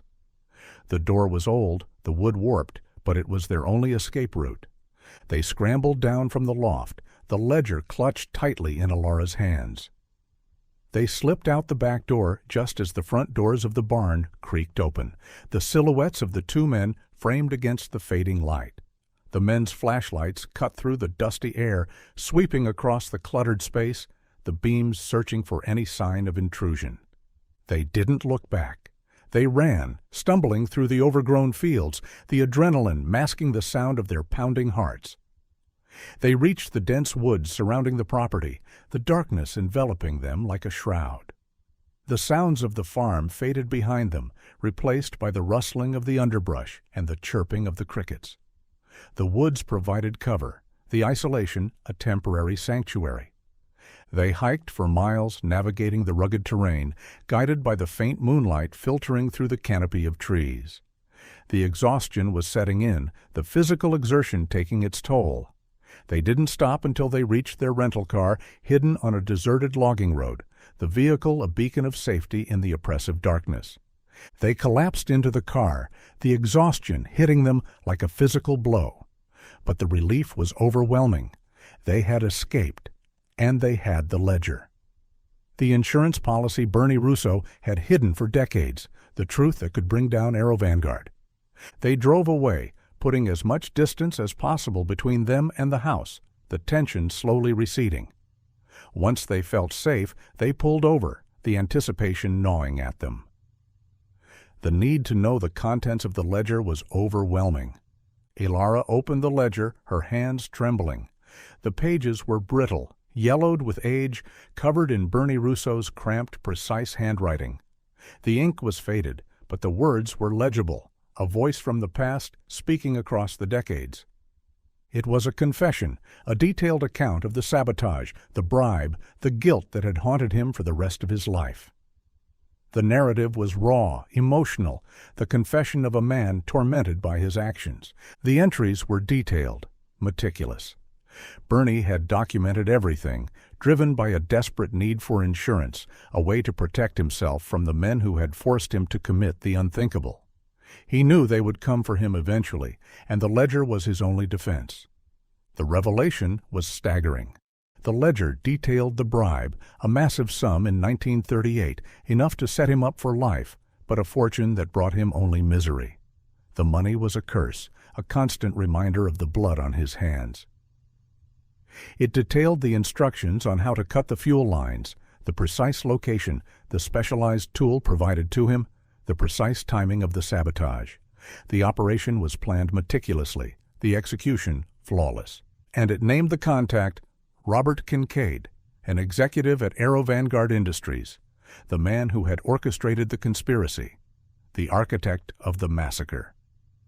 "We have them," Ilara whispered, tears of relief streaming down her face. The vindication was overwhelming, the truth finally within their grasp. "We have the proof." They read through the ledger, the sordid details of the conspiracy unfolding before them. The greed, the ruthlessness, the calculated destruction of 10 lives. Bernie had been a pawn, a desperate man trapped by his circumstances, manipulated by Kincaid. He had rationalized his actions, believing the pilots would survive the engine failure, that the demonstration would simply fail. He believed he was participating in corporate espionage, not murder. The ledger chronicled his descent into paranoia and guilt after the disappearance. When the news broke that the squadron was lost, that all 10 pilots were dead, he realized he had been deceived. The sabotage was just the first step in a much darker plan. He lived in constant fear of Aero Vanguard, convinced they would come for him to silence him, the last remaining loose end. The ledger was his confession, his attempt at redemption. The ledger was the proof they needed. It was a first-hand account of the conspiracy, linking Aero Vanguard directly to the sabotage. The historical injustice, the lie that had stood for 70 years, was finally exposed. But as they reached the end of the ledger, a cold realization washed over them, a chilling omission that tempered the triumph of the discovery. Something crucial was missing. "This only covers the sabotage," Ilara said, looking up at Kai, the frustration evident in her voice. The victory felt incomplete, the truth still partially obscured. Bernie didn't know about the plan to murder the pilots. He wasn't involved in the interception at sea. They had proof of sabotage. They had the motive. They had the connection to Aero Vanguard, but they didn't have proof of the murders. The bullet holes in the wreckage confirmed the pilots were executed, but they needed to prove it was premeditated, ordered by Aero Vanguard. They needed to connect the murders to the conspiracy. The chain of evidence was incomplete. "We need to identify the ship that intercepted the pilots," Ilara said, the realization hitting her with sudden clarity. The ship that carried the executioners. If they could find the ship, if they could link it to Aero Vanguard, they would have the complete picture. The final piece of the puzzle. The smoking gun. The euphoria of the discovery faded, replaced by a renewed sense of determination. The fight wasn't over. They still had a long way to go. And Aero Vanguard was still hunting them. The shadows of the past were still lurking, the truth still demanding to be fully revealed. They retreated to a safe house location organized by Kai, a remote cabin nestled in the mountains of North Carolina. The isolation provided a temporary respite from the constant threat of exposure, allowing them to focus on the next phase of the investigation. The cabin was rustic, the air crisp and clean, a stark contrast to the humidity and decay of the Georgia farmhouse. The silence was profound, the solitude a welcome relief. They needed to link a ship at the scene of the murders to Aero Vanguard, a ship that was present in the vicinity of the crash site on the day of the disappearance, carrying the weapons and the will to execute 10 Navy pilots. The execution ship, the missing link in the chain of evidence. Researching historical maritime records proved difficult. The records were sanitized, incomplete, buried under layers of bureaucracy. They searched for any vessel that might have been in the area, any anomaly in the shipping lanes, any unexplained presence. The ocean was vast, the records sparse, the task daunting. Nothing. The official logs showed no unusual activity in the area. The crime scene was clean, the disappearance absolute. They wouldn't have used a commercial vessel, Kai reasoned, analyzing the data, his detective instincts searching for the pattern, the logic behind the crime. Too risky. Too many witnesses. The operation required secrecy, control. And they wouldn't have used a Navy vessel, Ilara added, her knowledge of the historical context providing insight into the constraints of the conspiracy. The conspiracy didn't extend that far. At least, not yet. The cover-up was reactive, the sabotage proactive. It had to be a private vessel, owned or controlled by Aero Vanguard, a vessel that could operate discreetly without drawing attention, a shadow fleet operating outside the bounds of maritime law. Elara shifted tactics. If Aero Vanguard planned the attack, they likely used their own resources, but they wouldn't have used a vessel registered directly to the parent company. That would be too obvious, too easily traceable. She investigated Aero Vanguard's corporate structure in the 1930s, focusing on subsidiaries, shell companies, any entity that could provide a layer of deniability. She delved into the murky world of corporate finance, tracing the flow of money, the ownership of assets, the intricate web of interconnected companies. The research was complex, the corporate structures deliberately opaque. The corporate veil was thick, the layers of obfuscation designed to protect the parent company from liability. But Elara was relentless, tracing the intricate web of ownership and control, her expertise as a historian allowing her to navigate the labyrinthine archives of corporate records. And then she found it, a small, seemingly insignificant entry in a 1938 financial report, a footnote detailing the acquisition of a private shipping and security company, Triton Maritime Services. The company was described as specializing in asset protection, a euphemism for corporate espionage, strikebreaking, and other clandestine operations. They operated a fleet of heavily armed security vessels crewed by former military personnel and mercenaries. The description was chilling, the implications clear. Triton Maritime Services. The name resonated with a chilling familiarity. The enforcement arm of Aero Vanguard, the hidden hand that carried out the corporation's dirty work. The modern iteration of this force was likely the crew of the gray cutter that had threatened them at sea. The connection was undeniable. She traced the company's history. It was dissolved in the 1950s, its assets liquidated, its records seemingly vanished.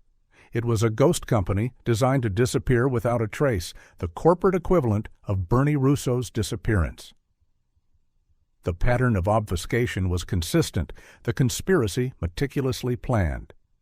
But Elara knew that even ghost companies left footprints. She tracked down the location of Triton Maritime's former headquarters. It wasn't in a corporate office building in Washington or New York. It was in an old, now abandoned warehouse district in the Pensacola docks. The location made sense. It was close to NAS Pensacola, providing easy access to the base and the surrounding waters. And it was isolated, hidden from public view, a place where clandestine operations could be conducted without scrutiny. The heart of the conspiracy, the birthplace of the massacre. Elara looked at Kai, the hypothesis forming in her mind, the possibility both exhilarating and terrifying. If Triton Maritime's operational records, the ship logs, the operational orders, the proof of the execution, still existed, they would be in that abandoned warehouse, forgotten over the decades, buried under layers of dust and decay. It was a desperate long shot, a gamble based on intuition and the hope that the past was never truly erased. But it was the only shot they had. They had to go back to Pensacola, back to the heart of the conspiracy, and confront the ghosts of Triton Maritime. The final confrontation was inevitable, the danger immense, but the truth demanded it. The decision to return to Pensacola felt like walking into the lion's den. Aero Vanguard had proven they were willing to use violence to protect their secrets, and the abandoned Triton Maritime warehouse was deep within their territory. The risk of exposure was immense, the danger palpable. But the potential reward, the final piece of the puzzle, the proof of the execution, was too great to ignore. Elara's hypothesis was desperate, that Triton Maritime's operational records, including ship logs and orders from 1938, might still be stored in the abandoned headquarters. It was a slim hope that the records had been missed during the liquidation, forgotten in the decades since the company was dissolved. A fragile hope, resting on the assumption that even the most meticulous conspiracy could overlook a detail, a loose end. They couldn't just walk in. They needed a plan, a distraction. Aero Vanguard was actively hunting them. Croft and his team were likely monitoring their movements, anticipating their next move. The attack on the warehouse, the surveillance in D.C., the confrontation in Georgia, they were dealing with a sophisticated adversary who operated with ruthless efficiency. They needed to create an opening, a window of opportunity. "They're watching the evidence," Kai said, analyzing their options, his tactical mind working through the scenarios. "They know we have it, and they want it back. That's our leverage." He devised a gambit. He would leak false information, suggesting they were moving the physical evidence, the plane parts, from the boatyard that night. A carefully orchestrated deception designed to draw AeroVanguard's surveillance away from the docks. The decoy would be convincing, the activity realistic, the bait irresistible. He made a few calls using burner phones and encrypted channels, spreading the rumor through the shadowy network of informants and private investigators he knew from his days on the force. The bait was set. The trap was laid. The gambit was risky. If AeroVanguard saw through the ruse, they would be walking into an ambush. But they had no choice. They had to take the initiative, to control the narrative, even if only for a few hours. The element of surprise was their only advantage. Under the cover of darkness, Ilara and Kai approached the abandoned Triton Maritime Warehouse. The Pensacola docks were desolate, industrial, the air thick with the smell of salt, decay, and old oil. The warehouse was a massive, looming structure, its windows boarded up, its walls covered in graffiti and rust. It was a skeleton of the past, a monument to the forgotten history of the waterfront. The silence was heavy, the atmosphere ominous. The atmosphere was tense, ominous. Every shadow seemed to conceal a threat, every sound amplified in the silence of the night. The distant rumble of the city felt a world away. The isolation was absolute, the vulnerability profound. They moved cautiously, scanning the perimeter for any signs of surveillance, infrared cameras, motion sensors, physical patrols. The area appeared deserted. The decoy seemed to be working. The silence was both reassuring and unnerving. They reached the main entrance, a heavy, reinforced steel door secured by a rusted padlock. Kai used his expertise to bypass the old lock, the mechanism clicking open with a satisfying sound that seemed deafening in the silence. The sound of the lock breaking was a violation of the silence, a declaration of their intrusion. They slipped inside, the darkness enveloping them. The air was still, heavy with the dust of decades. The only light came from the faint glow of the city filtering through the cracks in the boarded-up windows, casting long, eerie shadows across the vast, empty space. The interior was a cavernous void, the silence absolute. They switched on their flashlights, the beams cutting through the darkness, illuminating the interior of the warehouse. The structure was unstable, the floor littered with debris, the ceiling sagging precariously. The silence was absolute, pressing down on them like the weight of the ocean. The atmosphere was thick with the ghosts of the past. The infiltration was successful. They were inside. The gambit had worked. Now they just had to find the records, the ghosts of Triton Maritime, before AeroVanguard realized they had been deceived, before the shadows closed in on them. The hunt for the truth had become a race against time, a desperate gamble in the heart of the enemy's territory. The climax was approaching, the confrontation inevitable.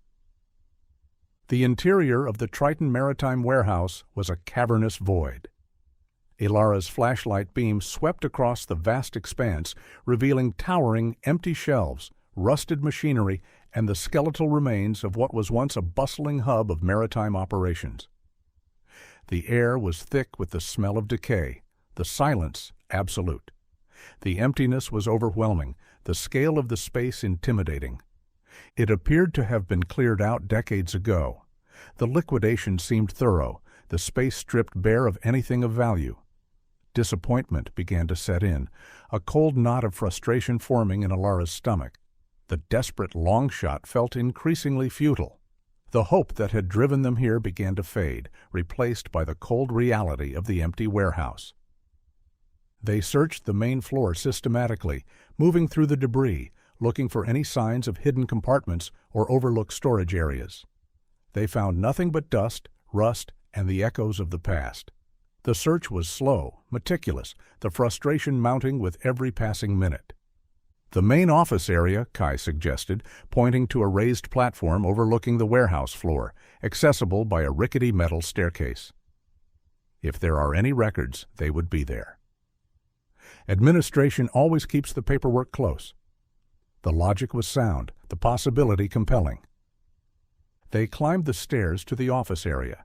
It was a series of interconnected rooms, stripped bare, the walls peeling, the floor covered in a thick layer of dust. The windows overlooking the warehouse floor were shattered, the glass crunching under their feet. The decay was absolute, the abandonment complete. They searched the offices, opening empty cabinets, checking behind radiators, looking for any anomaly. Still nothing. The emptiness was profound, the silence deafening. Ilara felt the weight of failure pressing down on her. They had risked everything for this gambit, and it seemed they had come up empty. The truth remained elusive, buried under the weight of time and the deliberate obfuscation of the conspiracy. The ghosts of the past remained silent.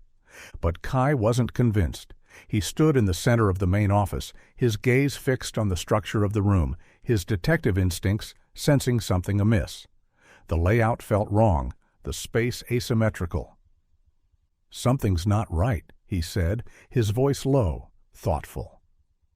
He pulled out the old blueprints of the warehouse that Ilara had found in the city archives. He compared the dimensions of the office area with the exterior structure, the faint lines of the blueprints illuminated by his flashlight. The comparison revealed the discrepancy, the hidden space.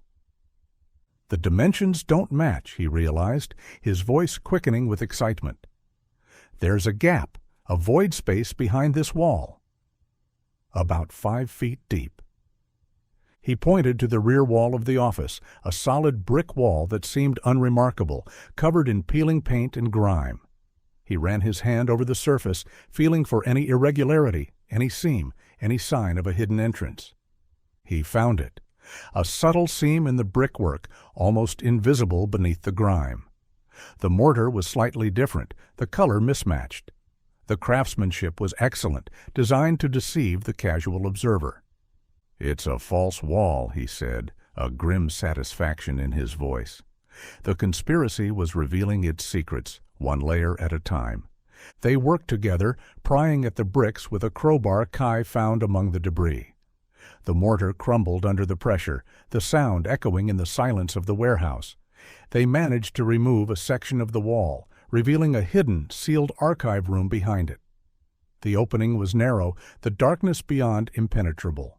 It had been missed during the liquidation, forgotten over the decades, a time capsule of corporate secrets, a tomb of incriminating evidence. The realization that they had found the hidden archive was exhilarating. They broke into the archive room. The air inside was stale, undisturbed for years, the smell of old paper and mildew overwhelming. The room was filled with old filing cabinets, stacked floor to ceiling, containing Triton Maritime's operational records. The volume of information was staggering, the potential for discovery immense. A surge of adrenaline chased away the despair. They had found it, the ghosts of the past, waiting to be resurrected. The truth was here, hidden in the darkness. They began searching frantically for the 1938 logs.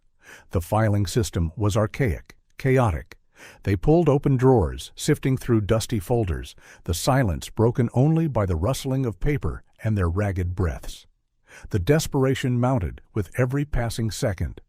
They knew they were running out of time. The clock was ticking, the danger approaching. They found the section dedicated to the security operations. They narrowed the search to the date of the disappearance. The anticipation was unbearable, the tension mounting. And then they found it. The logbook for a heavily armed security vessel called the Marauder. Ilara opened the logbook, her hands trembling. The entries were precise, clinical, the handwriting neat and methodical. The log confirmed that the Marauder was in the vicinity of the crash site on the day of the disappearance. officially listed as being on security patrol. The euphemism was chilling, the truth hidden in plain sight. This was the intercept ship, the ship that carried the executioners, the proof they needed. The connection between Aero Vanguard and the murders was finally established.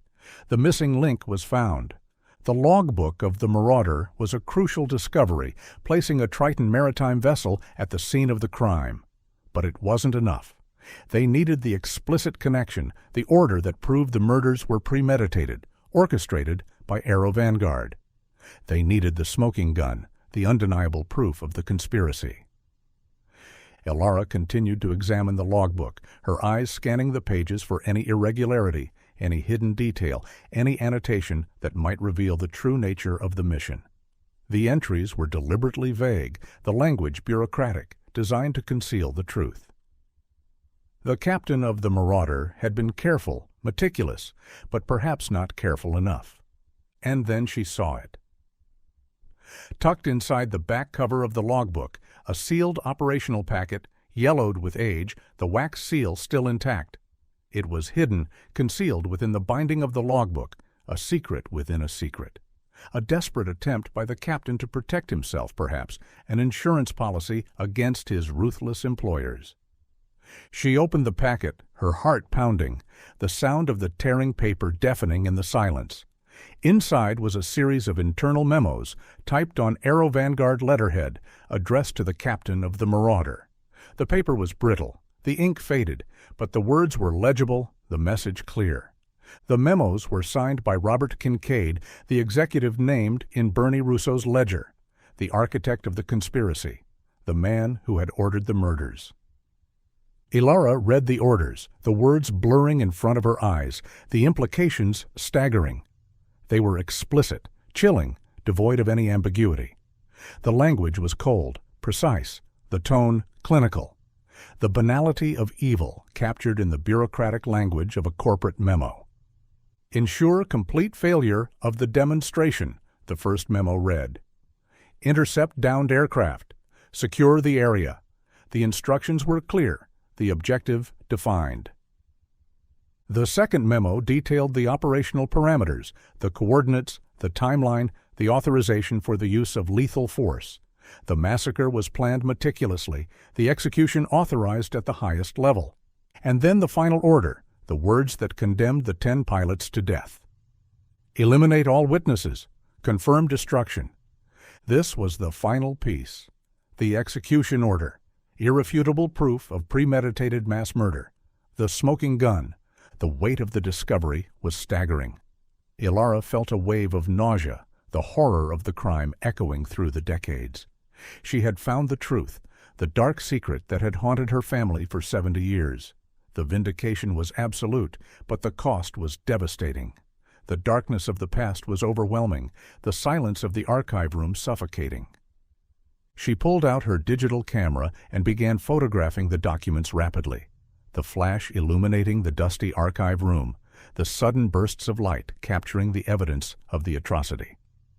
Each click of the shutter felt like a blow against the conspiracy, a victory for the ghosts of the lost squadron. The truth was being captured, preserved, ready to be unleashed. As she worked, a sudden sound broke the silence. The crunch of tires on the gravel outside, the screech of brakes, the sound of vehicles approaching rapidly. They looked at each other, the realization hitting them simultaneously. The decoy had failed. Or perhaps they had realized the ruse too late and tracked them to the warehouse. The hunters had found their prey. Headlights swept across the dusty windows of the warehouse, casting long, menacing shadows. The sound of vehicles approaching rapidly, surrounding the building.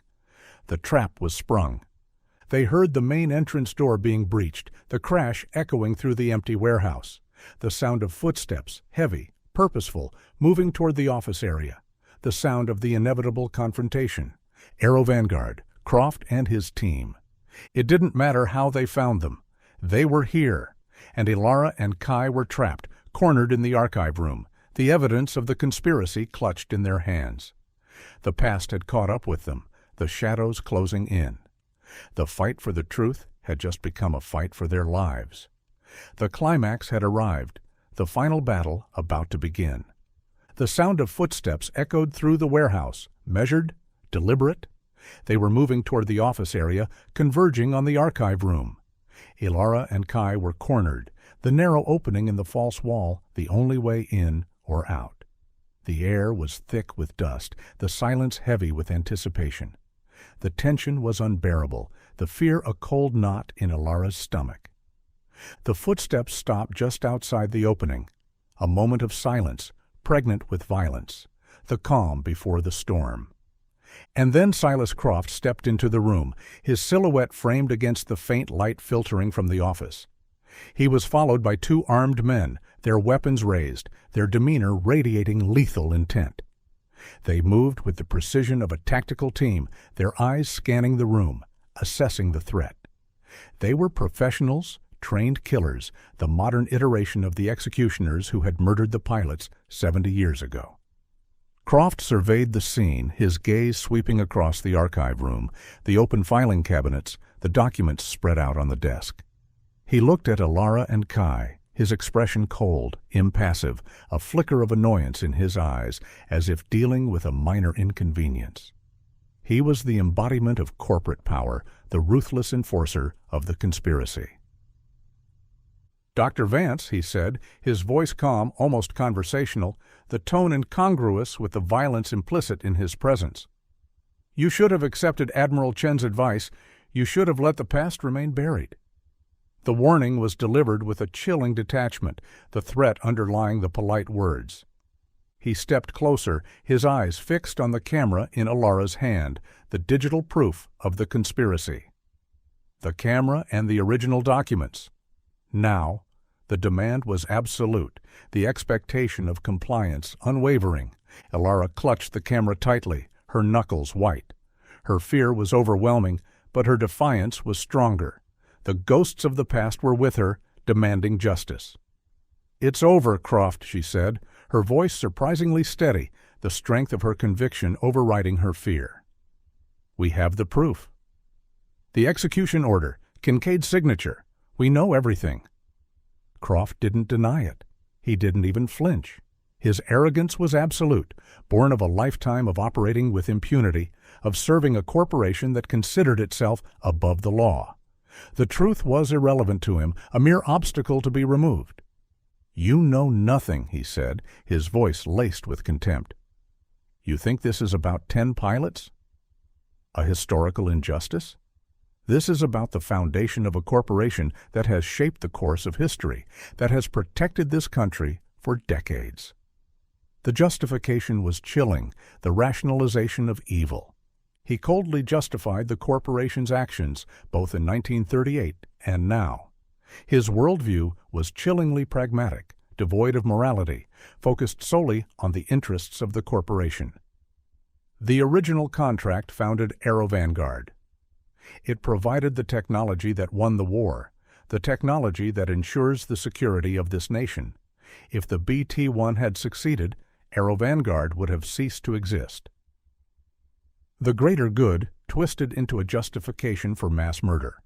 He deemed the pilots' lives a necessary sacrifice for the greater good, a calculated risk that paid off exponentially. The lives of 10 men weighed against the future of a corporate empire. The calculus was brutal, the logic ruthless. "The past is irrelevant," he continued, his voice hardening, the conversational tone replaced by a cold finality. "The present is all that matters. And in the present, Aero Vanguard is indispensable, and you, Dr. Vance, are a liability." The threat was explicit, the sentence pronounced. He signaled to his team, "Secure them, and get the documents." The two armed men moved forward, their intentions clear. They weren't there to arrest them. They were there to execute them. Croft intended to kill them and burn the warehouse to the ground, destroying the archive and the evidence simultaneously. The fire would be blamed on vandalism or an accident, a tragic end to a misguided investigation. Their deaths would be just another unsolved mystery, another footnote in the history of the Pensacola docks.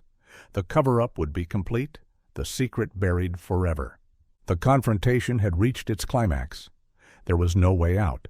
They were trapped, facing the ruthless reality of a corporation willing to kill to protect its secrets. The past and the present collided in this dusty archive room, the ghosts of the murdered pilots watching as history threatened to repeat itself. The final battle was about to begin, the outcome uncertain, the stakes absolute. The archive room was small, cramped. The two armed men advanced, their weapons trained on Alara and Kai. Croft watched, his expression detached, clinical, the execution a mere formality. The end felt inevitable, the darkness closing in. The silence was absolute, the tension unbearable. But Kai saw an opportunity, a fleeting moment of vulnerability in the seemingly impenetrable armor of their attackers. A desperate gamble, a chance to turn the tide. The element of surprise, the only weapon they had left. The room was illuminated by a single, bare light bulb hanging from the ceiling, casting a harsh, unforgiving light on the scene. The darkness outside the room was absolute. The contrast was stark, the vulnerability of the light source obvious. In a sudden, explosive movement, Kai grabbed a heavy antique metal fan from a desk, a relic of the past, and hurled it at the light bulb.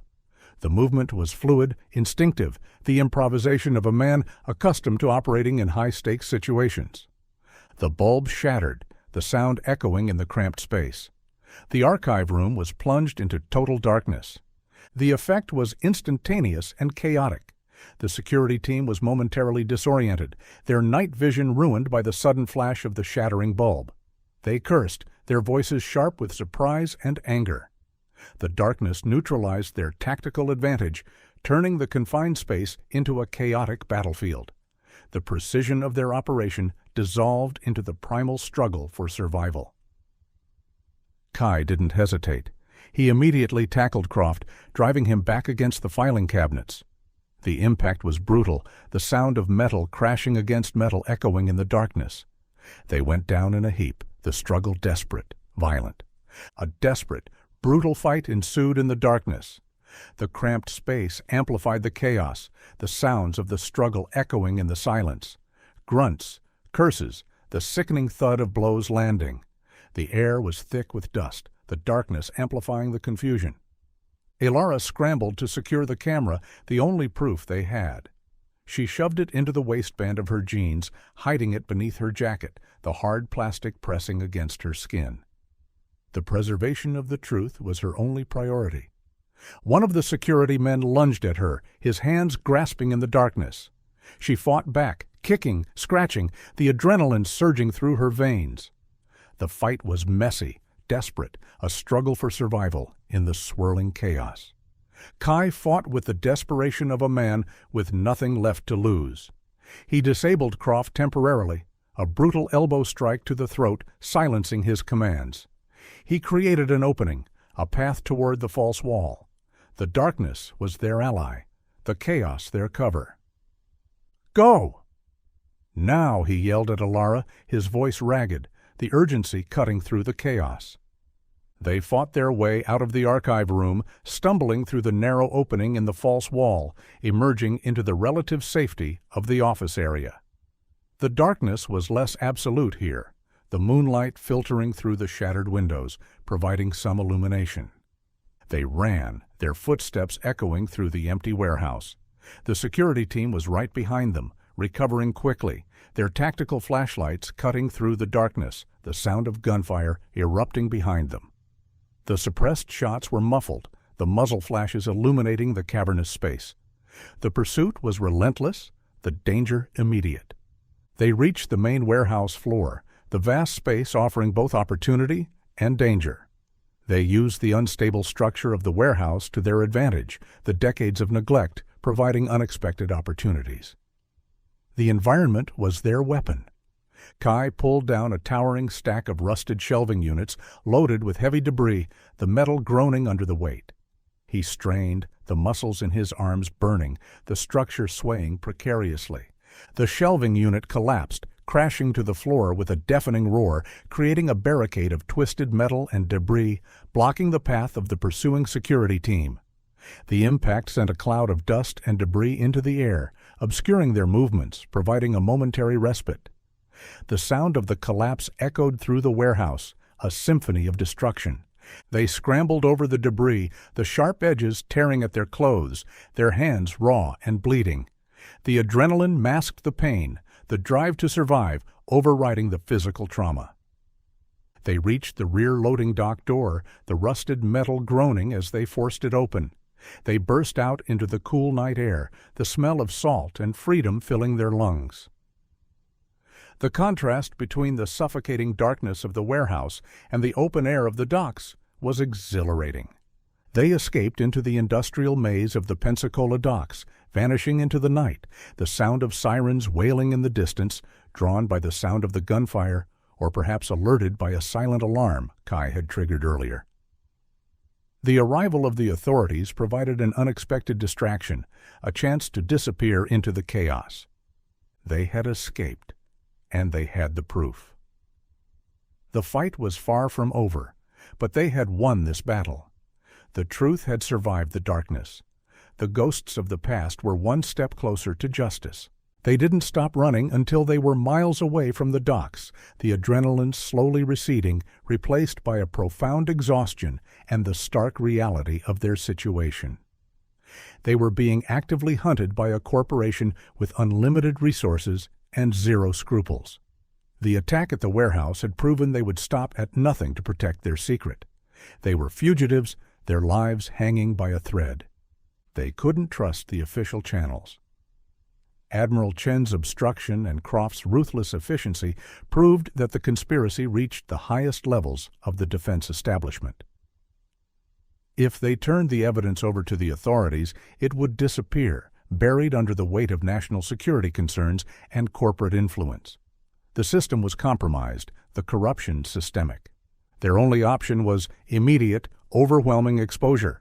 They needed to release the evidence to the public to create a firestorm that couldn't be contained, a blaze of publicity that would force the truth into the light. The truth was their only weapon, their only shield.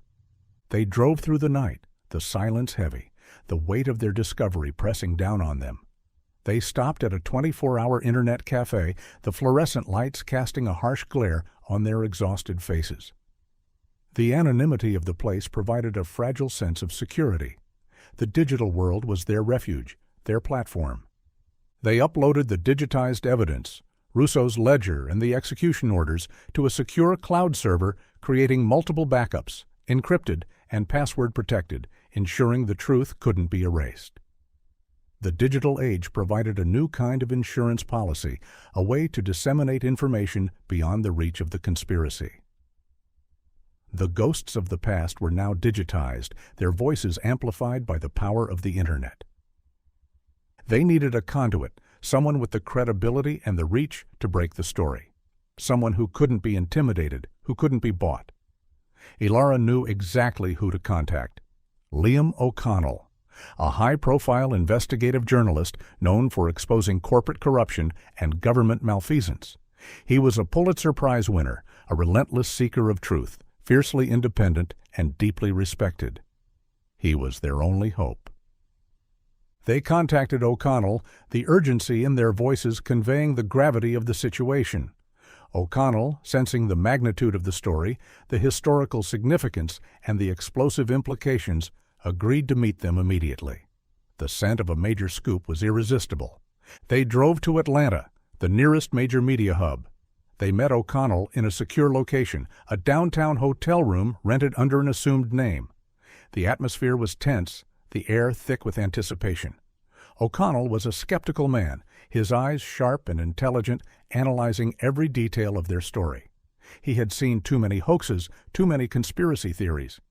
They presented the complete evidence package. The digitized documents, the historical context, the forensic analysis of the wreckage, and their first-hand account of the attacks by Aero Vanguard. The narrative was compelling, the evidence overwhelming. O'Connell examined the evidence meticulously, his expression unreadable. He questioned them for hours, probing for inconsistencies, testing the veracity of their claims. He was thorough, ruthless, his journalistic integrity demanding absolute certainty. Finally, he leaned back in his chair, his expression grim. "It's authentic," he said, his voice low, the weight of the realization settling over him. "All of it." The relief was overwhelming. They had done it. The truth was in the hands of someone who could unleash it. "We need to release it," Ilara said, her voice urgent, "before they can stop us." The threat of Aero Vanguard was still looming, the danger still immediate. O'Connell nodded. "We go live in 1 hour." The decision was made. The countdown begun. The story broke hours later, a bombshell revelation that exploded across the national media landscape. The headlines were stark, damning. Aero Vanguard accused of mass murder, the 70-year cover-up, the ghosts of the BT-1. The news spread like wildfire, the digital age amplifying the impact, the story dominating the news cycle. The evidence was irrefutable, the narrative compelling. The public outcry was instantaneous and massive. The firestorm had begun.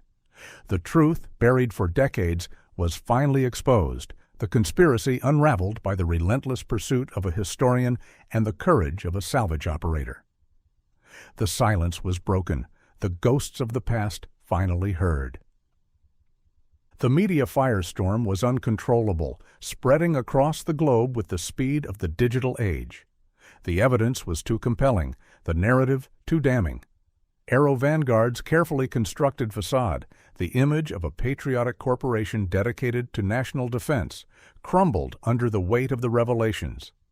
The public trust was shattered, the political support evaporated. The public outcry was deafening. Demands for accountability echoed through the halls of Congress and the Pentagon. The scandal forced the Navy and the Department of Justice to react. The institutional inertia that had protected the conspiracy for decades finally gave way to the pressure of public opinion. The truth was a tidal wave washing away the lies and the corruption. The official obstruction collapsed.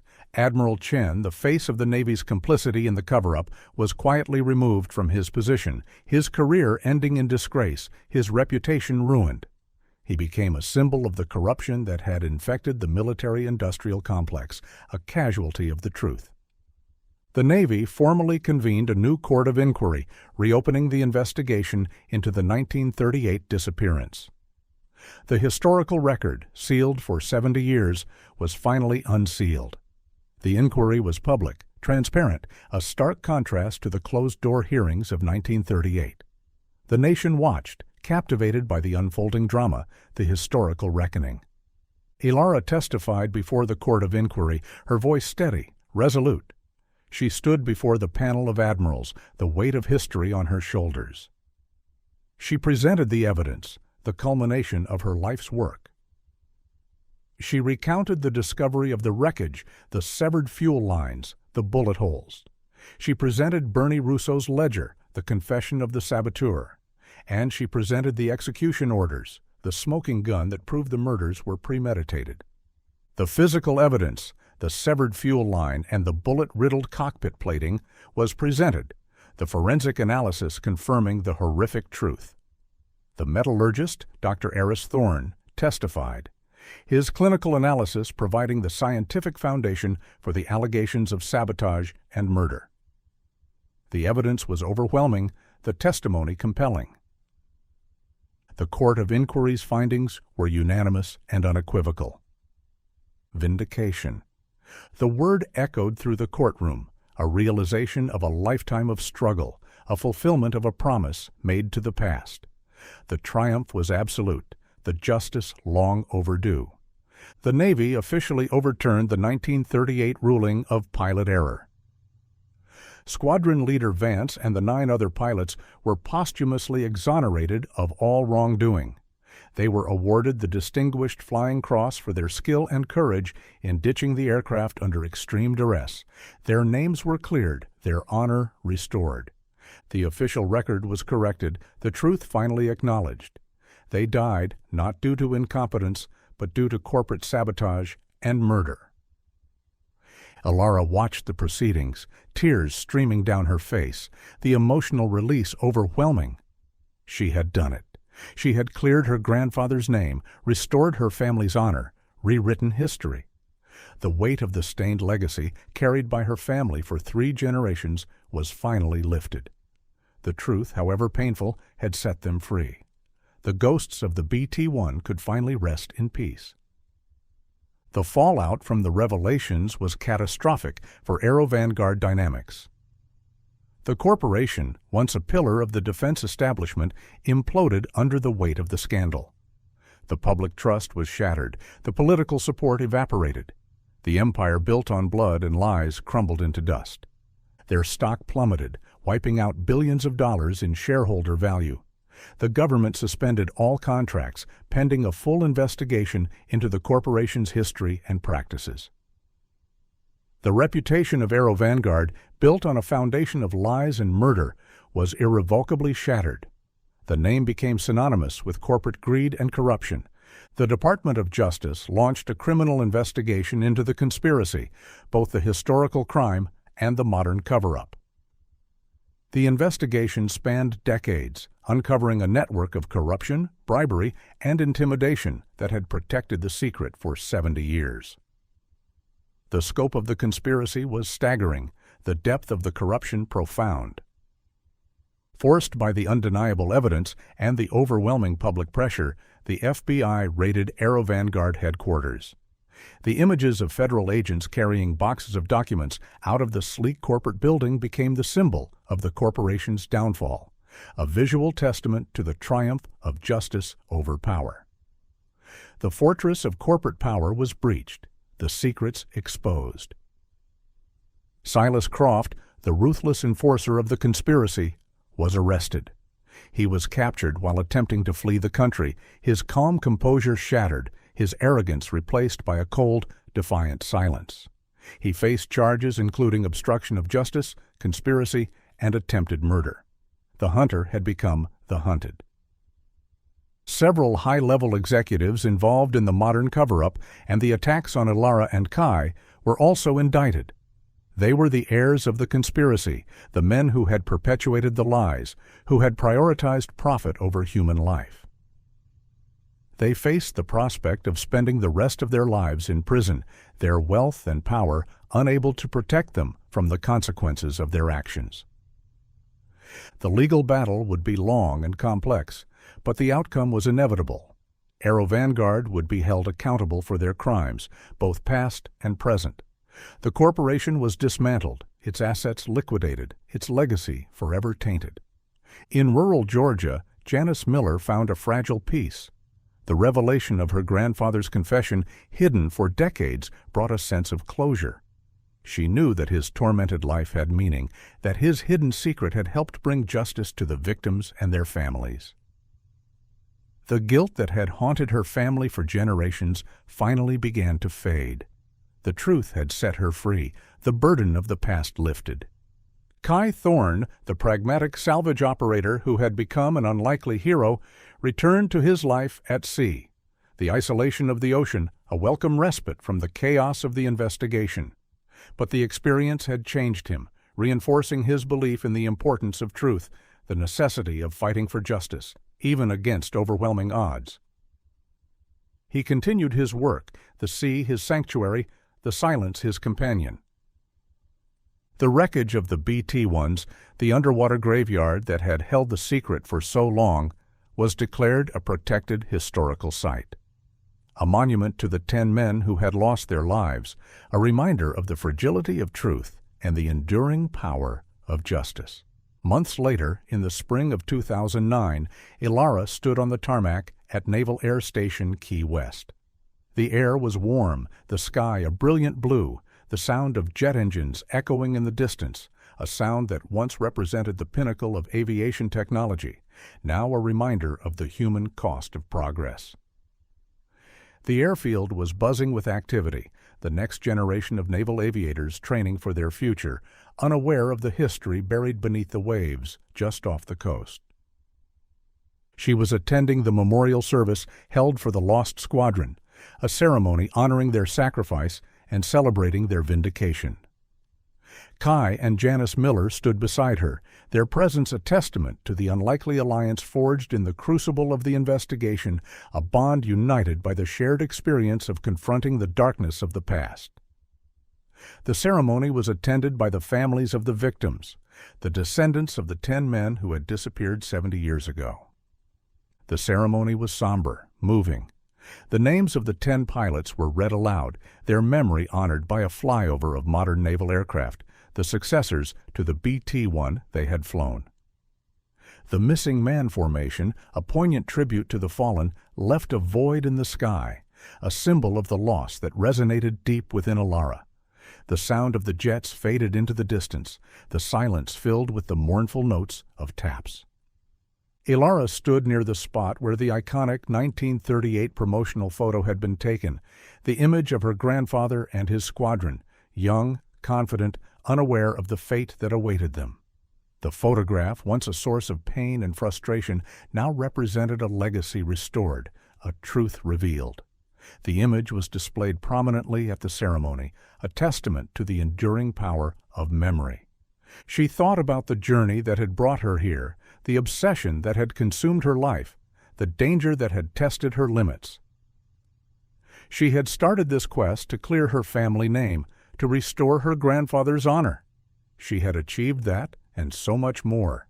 She had uncovered a conspiracy that reached the highest levels of power, exposed a corporation built on murder, and brought justice to the victims of a historical crime. The victory was bittersweet, the loss still profound, but the closure was real. The past was finally at peace. Alara, the quiet historian, had found a purpose greater than historical research. She had become an advocate for historical accountability, a voice for the voiceless, a guardian of the truth. She established a foundation dedicated to investigating historical injustices, ensuring that the silenced voices of the past were heard, that the lessons of history were not forgotten. Her grandfather's legacy was finally secured, not as a failure, but as a hero. And Alara, his granddaughter, had forged a legacy of her own. The legacy of the woman who had rewritten history, who had proven that the truth, however deeply buried, always finds its way to the surface.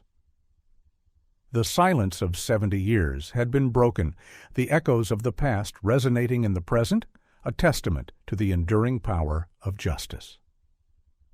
She looked out at the ocean, the vast expanse of blue stretching to the horizon, the graveyard of the lost squadron, and whispered a final farewell. The ghosts were finally at peace.